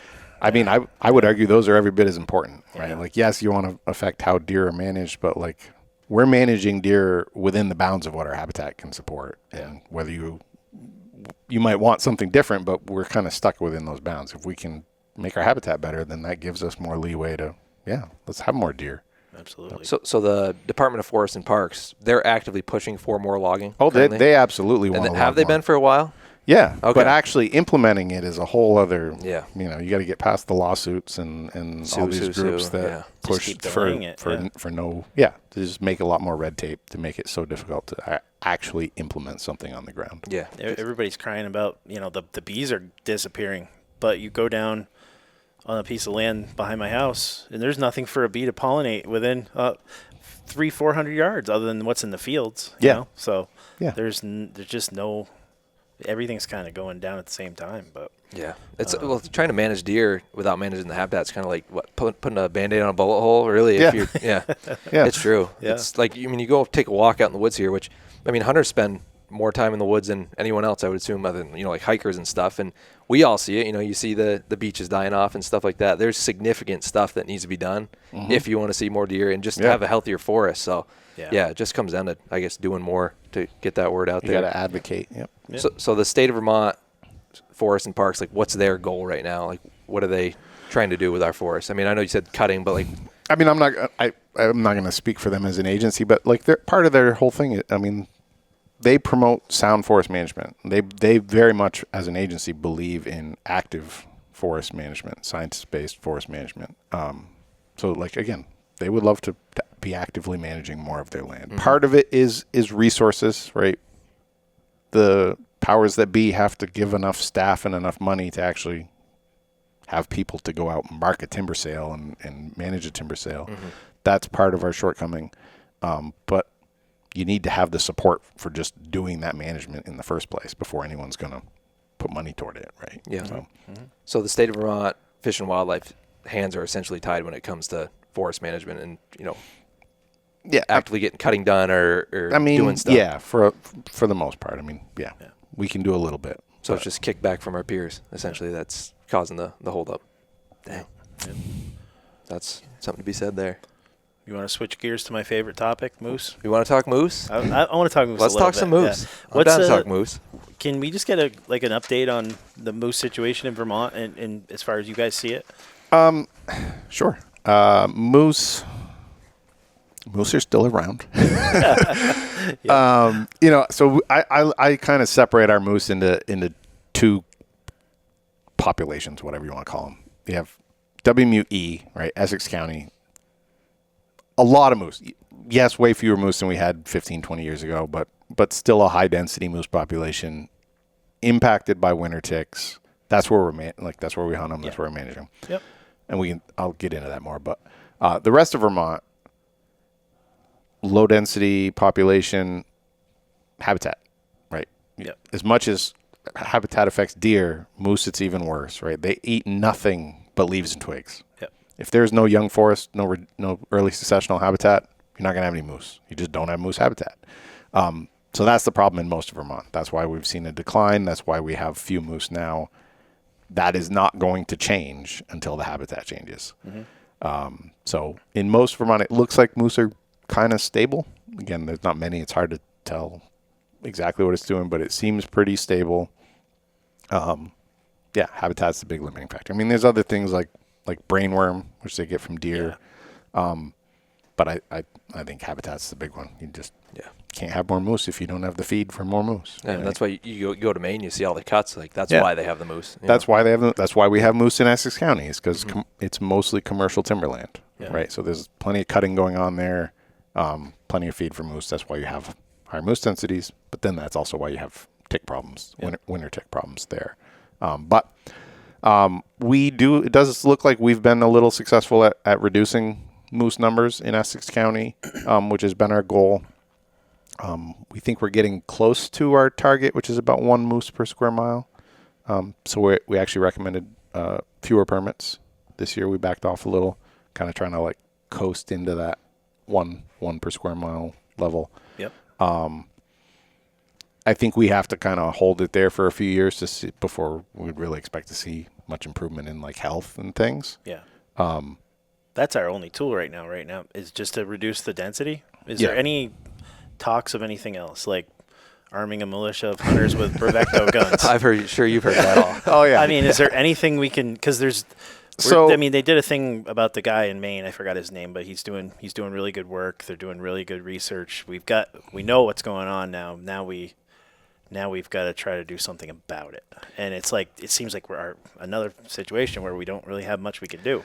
No, the option is unfortunately, I mean, well, I shouldn't say unfortunately, but the option really is controlling the density of moose, right? That's what's driving the ticks. I mean, yeah, they're benefiting from shorter winters and all that, but if you didn't have the moose, you wouldn't have the ticks. Yeah. Controlling ticks directly, however you might do that, not remotely viable right now. There's lots of potential options if we had, $1 billion or something, but you're not addressing the problem. You still have a lot of moose. And as long as you still have a lot of moose, ticks are just going to come back. Whenever you stop treating, whenever they become immune to whatever treatment you're throwing out there, the ticks are just going to come back as long as you have the moose. Mm-hmm. So we've been spoiled in the last couple of decades with really high density moose populations, but it's probably not a sustainable thing long term, right? And I think it is important to recognize, like, these are some of the highest density moose populations in all of North America.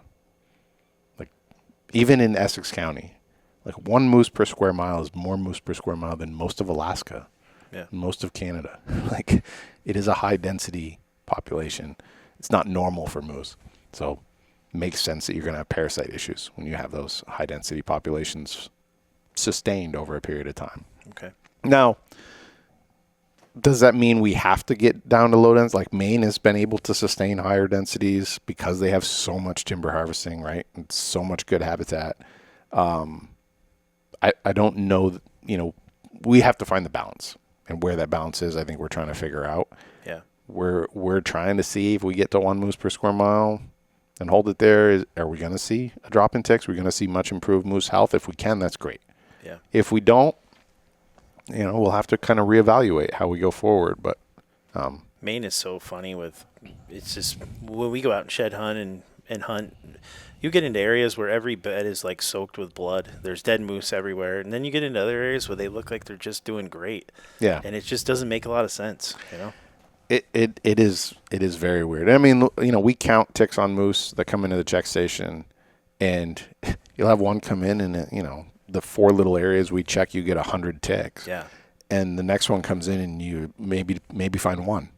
And it's just the variation from moose to moose. And maybe it's the area they come from. Maybe it's just luck.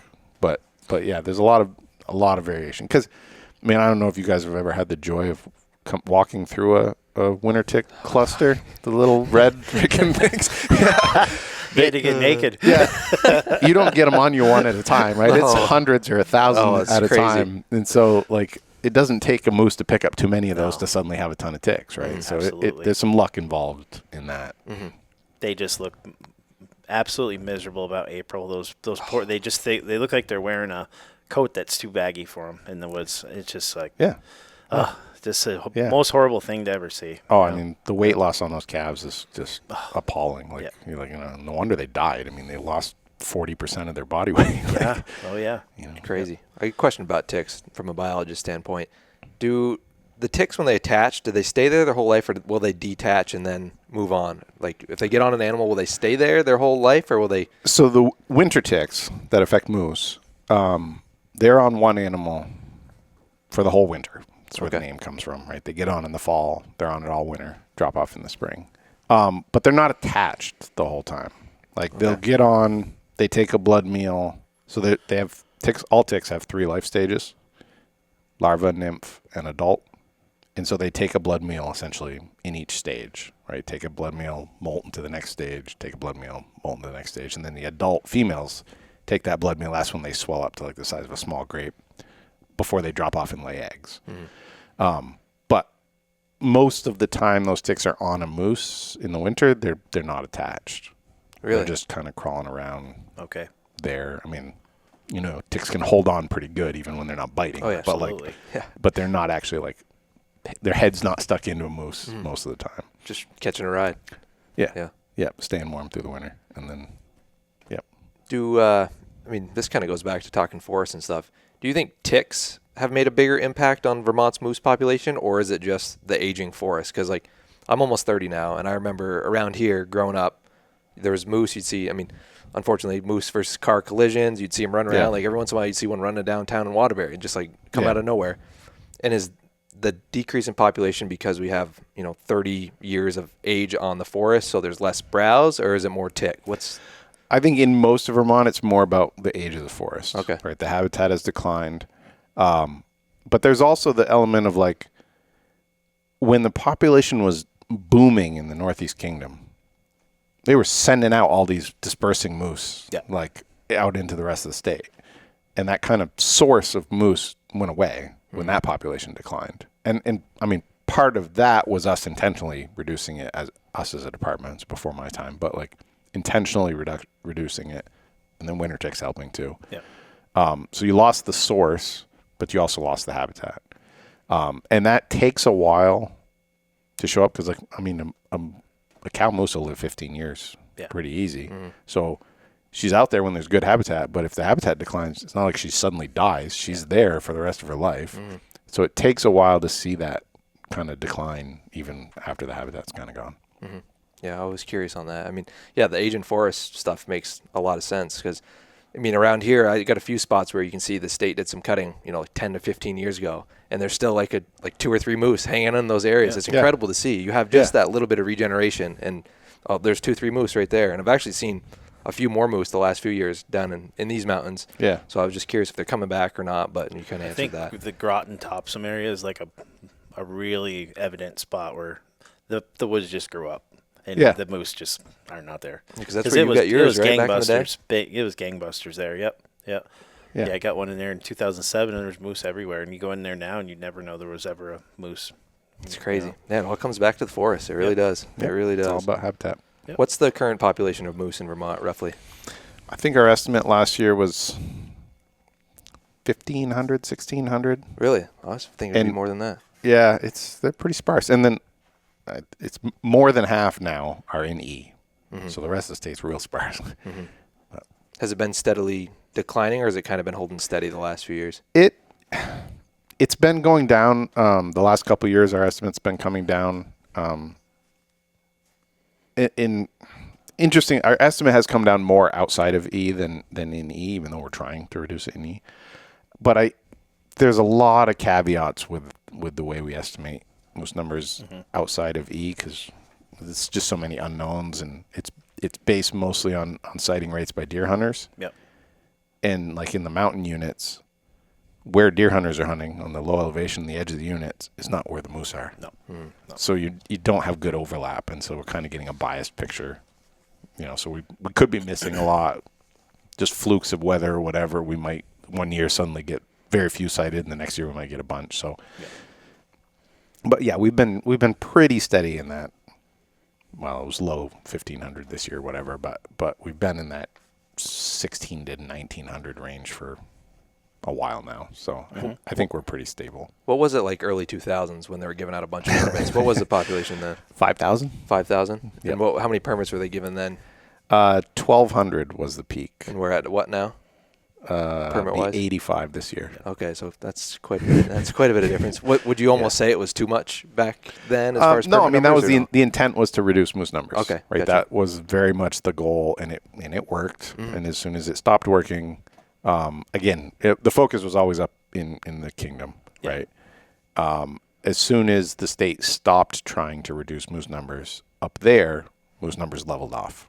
The rest of the state, they kind of continued to decline because the habitat wasn't there, and it took a while for that to kind of peter out. But Gotcha. So is the state currently kind of managing just for stability with the moose population with what we have now? This is kind of all we can do as far as the landscape can hold? Yeah, I mean, again, E is kind of its own thing, but then the rest of the state, we're like, I don't know, we're just going to kind of let moose do what they do. I think in our next 10-year plan, which will be in 2030, so it's a few years out, but we might kind of relook at our population goals. because they're kind of just a carryover from earlier plans at this point. And there are pockets of moose where we could allow very limited hunting. It wouldn't hurt anything. But we have to kind of rethink how we want to, what our goals are going to be going forward, right? The way we've stated it right now, we're maximizing people's chance of seeing a moose, essentially. And so we're not doing anything. Yeah. Do you see any future plans down the road of reintroducing some seasons? And like you said, there's pockets, like you said, it wouldn't affect, but do you see the state do anything like that? I think it's an option for sure. I know we've definitely had interest. WMUC this year, even under our current goals, kind of population objectives, we could have considered permits there this year. We chose not to because we don't want to issue permits and then the estimate drops a little bit. Now we got to stop issuing permits. We don't want to get in that kind of off and on thing, but I think there's definitely potential because there are those pockets that could absolutely sustain it, and to the extent that we believe people should be able to hunt a population that can sustain it, I think we should be looking into even that. if it's 1 or 2 tags per and WMUs or something like that. That's literally what it might be. It'd be single digit numbers of tags, but not going to hurt anything. It'd be good to just keep hunters engaged and in contact with moose. Moose used to be such a staple animal in Vermont. Everybody cared about them. Not that people don't care about them now, but I think if you brought back a tag or 2 in each zone, you'd keep people, wanting to see more moose and doing more efforts to, sustain more moose in those areas and stuff. So just curious on that part of it. Yeah. No, I definitely think that's something we're going to be talking about a lot with our next 10-year plan. Yeah. Everybody wants to see more moose. I mean, who doesn't love a moose, Yeah. Yeah. I mean, you grew up in the kingdom too back when it was booming. Oh, I grew up. That was all I had. I grew up. I mean, I started deer hunting in the late '90s, but by the time I was a teenager and actually kind of hunting on my own, there were no deer, and there were a lot of moose. So that's what kept me in the woods. Is just my dad and I did a lot of shed hunting. I'd see 5 to 15 moose a day deer hunting. Yeah. It was cool. I'm glad I got to live through it. Yeah. But also can look back and be like, that was never sustainable. Yeah. But it was cool. Heading to the way station, everybody stand around. It's a national holiday in Island That was Pond. so cool. My first couple of years as a seasonal working for the Fish and Wildlife Department, I worked out of St. Johnsbury and I got to work the check station. That's awesome. I remember opening weekend one year in Island Pond. In 2 days, we checked 140 moose. Wow. Yeah. I was crippled. It was afterward. Crawling up and down out of tailgates, man. I could not move afterward. Yeah, it was bad, but it was so cool, and it was a spectacle. Oh, I felt so bad for you guys when you when getting the cow ovaries and everybody trying to give you a glob of fat and call it an ovary. I just felt so bad for you guys. It's still bad. We give hunters so much guidance now, and they still get weird things. But it is what it is. Yeah, I remember going to that's at the town garage in Island Pond? Yeah, I remember going to that as a kid. My dad would have a permit, and I would be too young to hunt. And just the people there, you got concession stands going on. Oh, yeah. National holiday up there. So cool. It really is. It was cool. Yeah. You got any more moose questions? I was going to look I'm back. good. I know we had some listener questions here, but I think you answered most of them. I think you did too. Let me see if we got any here that we didn't get to. Oh, here's one. Here's a good one right here. Vehicle collision numbers. Do you guys do any tracking on vehicle collision numbers? How do they compare to 10 to 15 years ago? Seems that you used to see way more deer from the road no matter where you were in the state. That's from a listener. Yeah, I've heard, and I guess personally I would say I've seen the same thing, is you just don't see as many deer in fields from the road as you used to. I can't explain that. I really can't. I don't see them at all from the road anymore. All of our data says deer numbers are stable, but I absolutely agree. I've heard it from so many different people, and I've seen it myself. You just don't see as many deer from the road anymore. I don't know why. Yeah. Roadkill numbers are pretty stable. There's this slow long-term decline in roadkill deer numbers, and I pretty firmly believe at this point it's related to vehicle safety features. Okay. Pedestrian detection, emergency braking, all that stuff that's point. on new vehicles. That stops a lot of people from hitting deer. Yep. Doesn't obviously stop everyone, but That's a good point, though. I never really thought of it. Yeah, because your brakes will lock up, something comes out in front, you know what I mean? Yeah, like a deer that you can't see in the dark, your car's going to detect it and hit the brake. So, and obviously that never gets reported. We don't know when that happens, but, there's no other way to explain that trend. Well, maybe it's like the deer in Maine. They know that somebody's going to track them if they cross the road. So a lot of them go around the ends of the roads. Maybe they are getting smarter. Who knows? Yeah. But, yeah. So I don't know. Let's see, another question on here. This is actually a pretty good question. Is it better to shoot a big 120 plus pound doe or a younger 90 to 100 pound doe if you're trying to improve the herd population? You got any input on that as a biologist? It doesn't matter. Doesn't matter? You don't see any impacts old? If it's a doe, it's a doe. Yeah, I mean, obviously, like an older doe is more likely to successfully raise fawns in the following year, in that given year. Yep. But, like, you got to think longer term when you're removing a doe, right? Like, you remove the 90-pound doe and, like, yeah, maybe she wasn't going to be successful the next year, but a couple years down the road, she definitely was. Yeah. And that older doe, maybe she's successful then, but maybe she was going to start aging out, right? Beyond 10, well, probably more like 12 years old, and we get a lot of does that live that long, they stop successfully raising fawns, and they're just taking up space at that point. So, like, yeah, I don't hesitate to shoot older deer. Mm-hmm. Yeah. You see those you can just tell they're big old burly does, gray. They don't have any fawns with them. You come out in a field corner and they're fighting off the other ones. They get close to them. Yeah. We had a doe down back. We called her broken tail because a coyote literally ripped her tail off one year. And she had twins every year until she didn't. And then she still lived another like 4 years after that with no fawns. Yeah. But we didn't have the heart to shoot her. She was like a member of the family, you know? Yeah, I know. It is. When you can identify a deer, it gets hard with that. That, right? But some does are like... My son found her tail in the field, literally. Really? Yeah. And then we started getting pictures of this deer without a tail. So that's cool. Yeah. Let's see what else we get on here. This one's kind of speculative, but what do you think a 3-point minimum for one side, similar to PA, would do to the population in Vermont?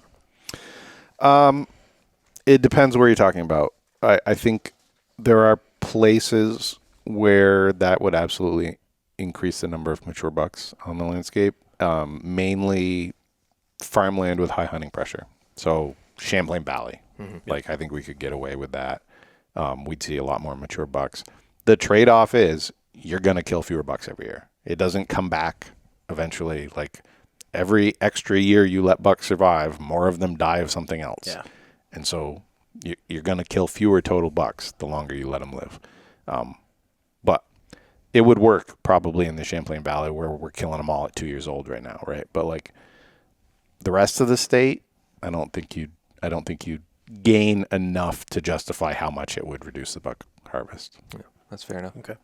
Let's see. Last question. Why don't we cut more trees on state land? You can answer that. Answer that part. We beat that one. We had a ton of that question, but like you said, you clarified this that. Has been very knowledgeable. You know, and it's good. Yeah, good the way everything works. I don't think people know the way things really work. So. Yeah, a couple questions on winter feeding, but you talked about that with CWD control. Let's see. Do we have anything else on this end here? No, it's pretty much it. Let's go over the survey. Yeah, let's go over the survey. You want to go look at the survey? Sure. So we put this. We just figured it'd be cool to, you as a biologist having all the state numbers and stuff, and then pulling our followers that are pretty diehard deer hunters in Vermont and care about it. So I just figured we'd go kind of question by question, see how it compares to state data, see what you think of it, see if you think it's inaccurate or not. But yeah, obviously the first question is not as important. What region do you hunt? No. We had the biggest poll there, Central Vermont. Makes sense. What does, as far as, if you're looking at those 4 zones though, what is the breakdown on what has the best population of deer, would you say, out of those 4 zones or density-wise? Highest densities of deer, definitely northwest. Okay. Yeah. The other central and the southern are probably equal, depending how you define those, right? Mm-hmm. And then the kingdom's weird, right? Like Essex County has very few deer, big woods, but like D1, most of Orleans County, has a lot of deer. Yep. Is D2 and J2 considered part of the kingdom too, a little bit, or no? J2 is considered central for us. Okay. Even though it does go way up the Connecticut River there, but because I hunt both and see, it's kind of been steady, Yeah. Yeah, and I mean J2's again one of those, like, if you're along the Connecticut River, there's a lot of deer. Really good. If you're getting up into the hills, it's very different. Yeah. Yeah. Next one, compared to 5 years ago, you're seeing more or fewer deer while deer hunting in Vermont. I would say 40% is looking like about the same, and then kind of fewer deer versus more deer is pretty split. So I mean, does that kind of line? Actually, I'm actually surprised that this. I was curious. I mean, I hadn't looked at the questions, but. I assumed this would be one of them. Hey. No, but so normally when you do a survey of deer hunters especially, and you ask them about trends in deer numbers, the only time you'll get a significant portion to say there are more deer is like when the population has doubled. And it's just so much more. It's so obvious. Almost always they're skewed toward feeling like there are less deer.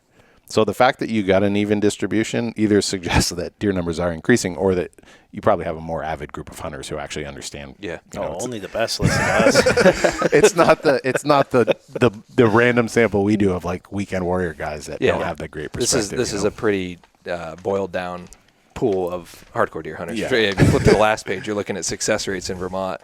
You got 64% harvested deer in Vermont versus 30, which is quite a bit different. So we got a pretty biased sample, but that's fine. No, that probably means that's a more accurate representation of probably what's going on out there. Yeah. And then the next one compared to 10 years ago, similar to that 5-year question, but more trending towards more deer, which is good. Towards more. Yeah. Next question on there. On average, how many deer do you see per hunting day in Vermont? And I feel like that survey you guys send out kind of asked how many deer. So how does that break down compared to yours? So this is considerably higher. I wish I could see colors. Greg's colorblind. Yeah, that makes these a little higher now. I'm trying to think what the statewide average is. I mean, we do it by hour, but I think it would be about 2 per day. Yeah. I think it's two per 10 hours, and people don't quite hunt 10 hours. They average like 7 hours a day, so it's probably a little less than 2, but so that's about your pool's doing a little better, but pretty close. Yeah. I was surprised 0 to 1. I feel like I typically see 2 to about 2 a day. Say. Yeah, when I'm you do a lot better than me. Well, it's just a lot of walking. You might see a tail kick up. I also hunt distance, in Essex County, so it's if I see 5 in a rifle season, I'm doing okay. Yeah. Shit, you could go out and be though, and you sit in a field corner, you could see 20 in 10 minutes. So it varies a lot where you are. Well, and we do break it down. I think it's in the harvest report. We break down sighting rates by WMU. That's important. And like A and B are obviously way higher than other areas. But next one, on average, how many bucks do you see per season? Do you guys have any data on that? Is that kind of pulled from that? We do track it in that. I'm trying to think of how I don't know that I've ever broken it down per season, but we average a buck every 33 hours, and it's amazingly consistent. Mm-hmm. It's been exactly a buck per 33 hours or 32 hours for like 5 years in a row. It doesn't change. The doe sighting rates change. The buck thing is like incredibly consistent. That correlates to guys saying like you get one opportunity a year, and if you don't get it, you figure 33 hours is probably what most people are hunting in a rifle season. Yep. Right. Yep. So I want to know who put in $8 on this. I'll see an 8. I want to know where you're hunting. Send us someone a pin here. That's someone who's got a good food plot. I saw the same spike run 8 times. True.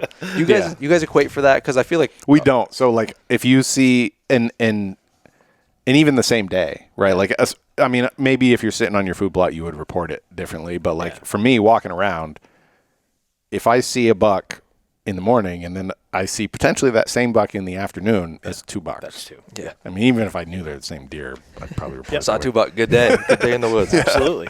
Yep. On average, how many does do you harvest in Vermont each season? And about the majority, slightly over the halfway mark there was 1. 34%. But you only 34% 0, which is you definitely have a biased sample of hunters. I would say. But good.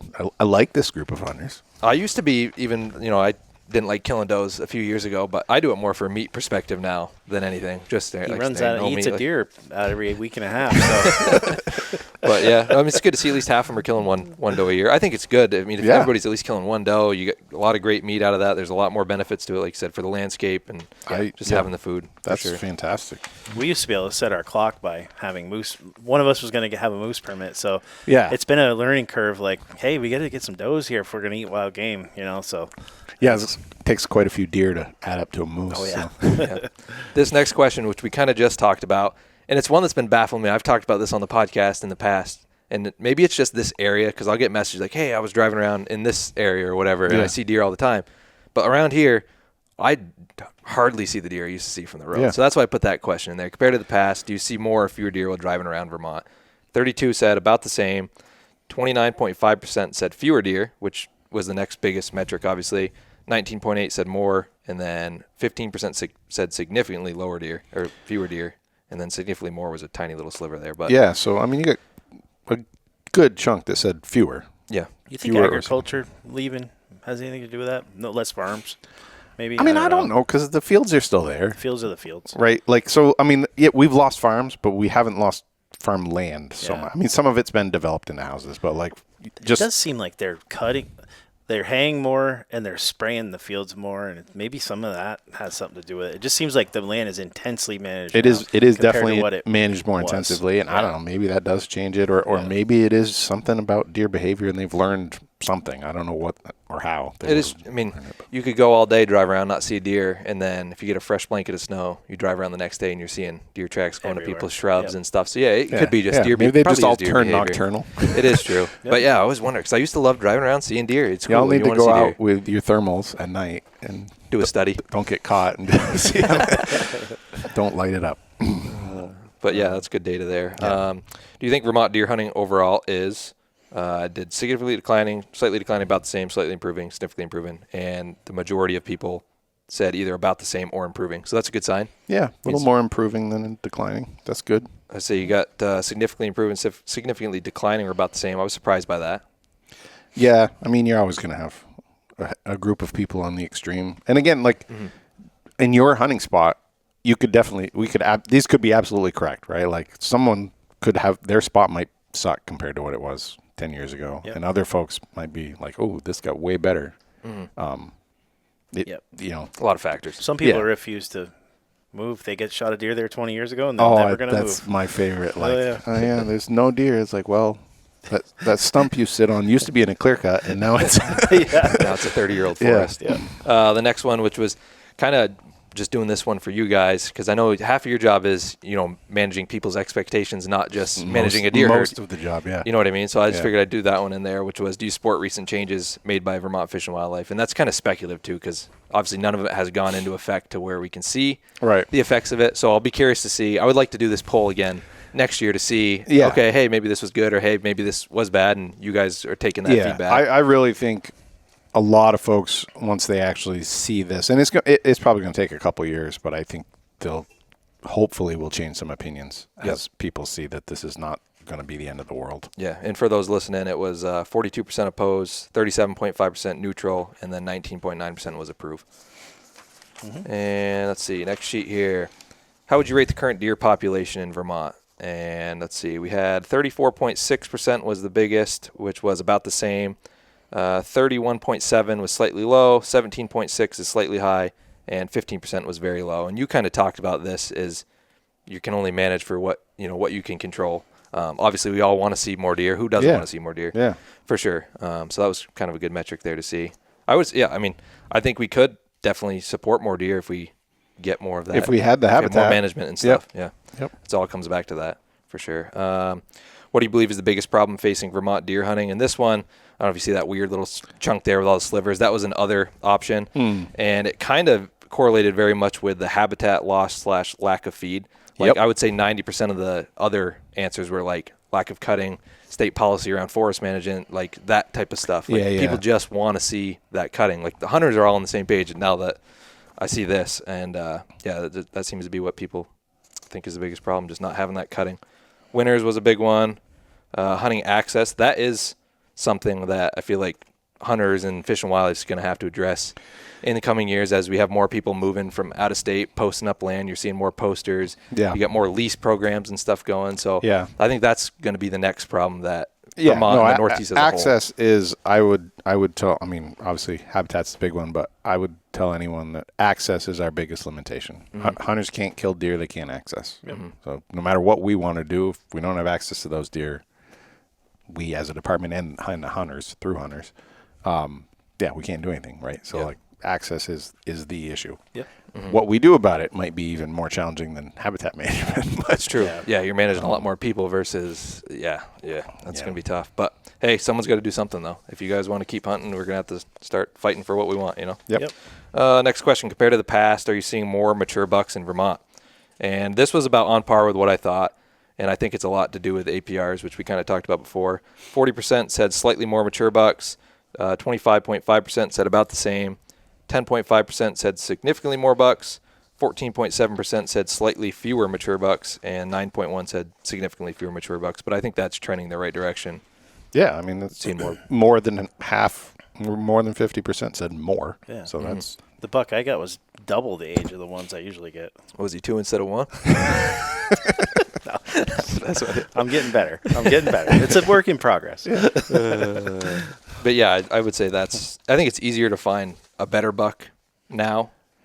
I think overall compared to I've 10 said years this ago or so. on the podcast before, but if you walk in my garage, it kind of starts out as spikes and they're gradually getting bigger. slow progression. So like you could see right when 2004 happened. And so it is working. Yeah, you got a data pool on your wall. I never really thought about that. Yeah, that's true. You can see the progression of it. Yeah. I mean, it is working, and I think in the obviously, like, whatever the antler restriction was going to do, it did long ago. But it over time, you shift hunters' mentality, and as you slowly get more mature bucks on the landscape, and with all the cameras people run nowadays, they know that buck is out there, and so it's changing hunters' approach. Yep. Mm-hmm. And so there's other factors beyond just the actual regulation, but it does stem from that for sure. Yep.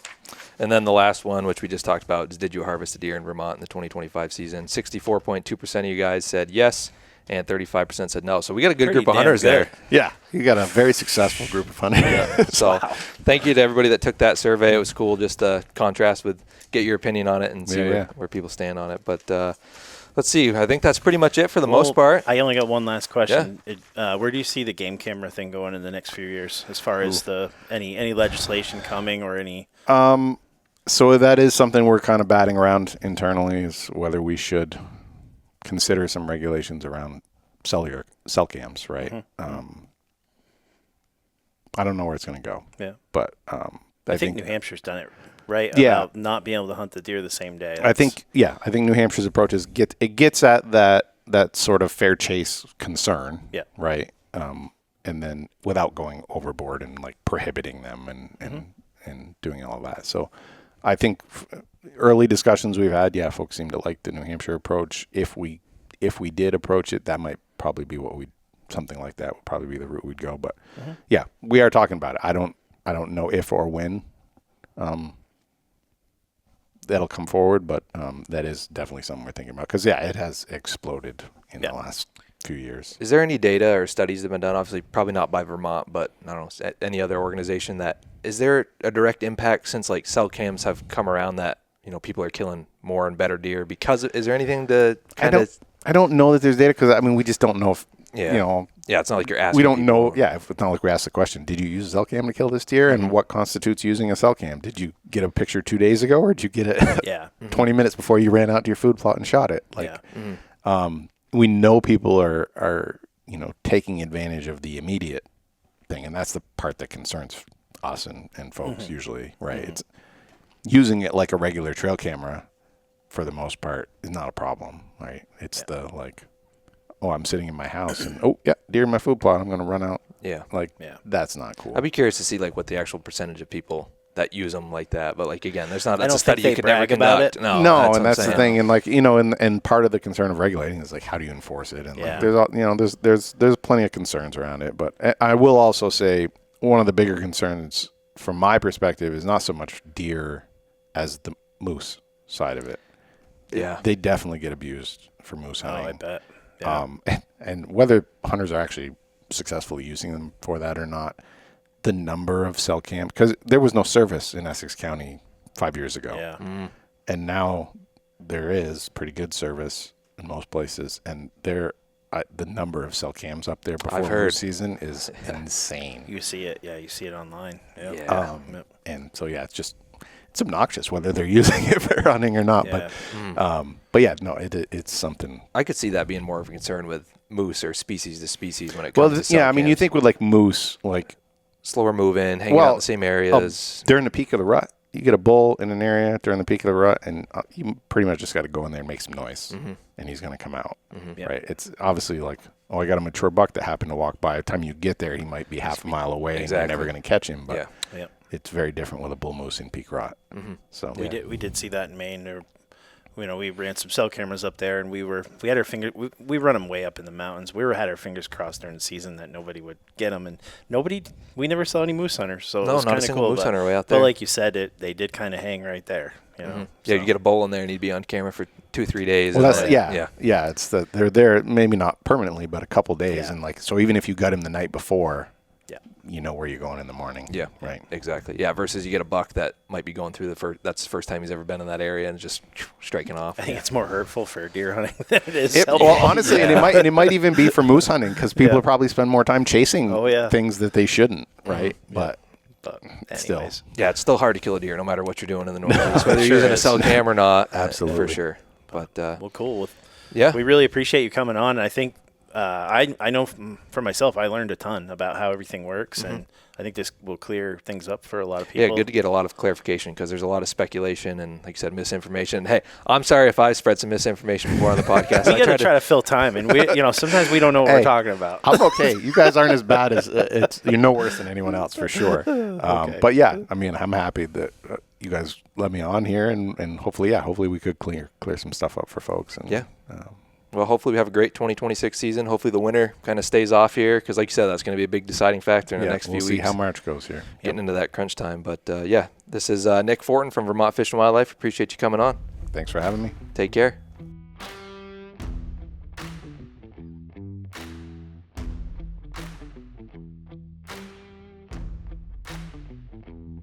You're listening to Stagger Cast, brought to you by Stagger Gear.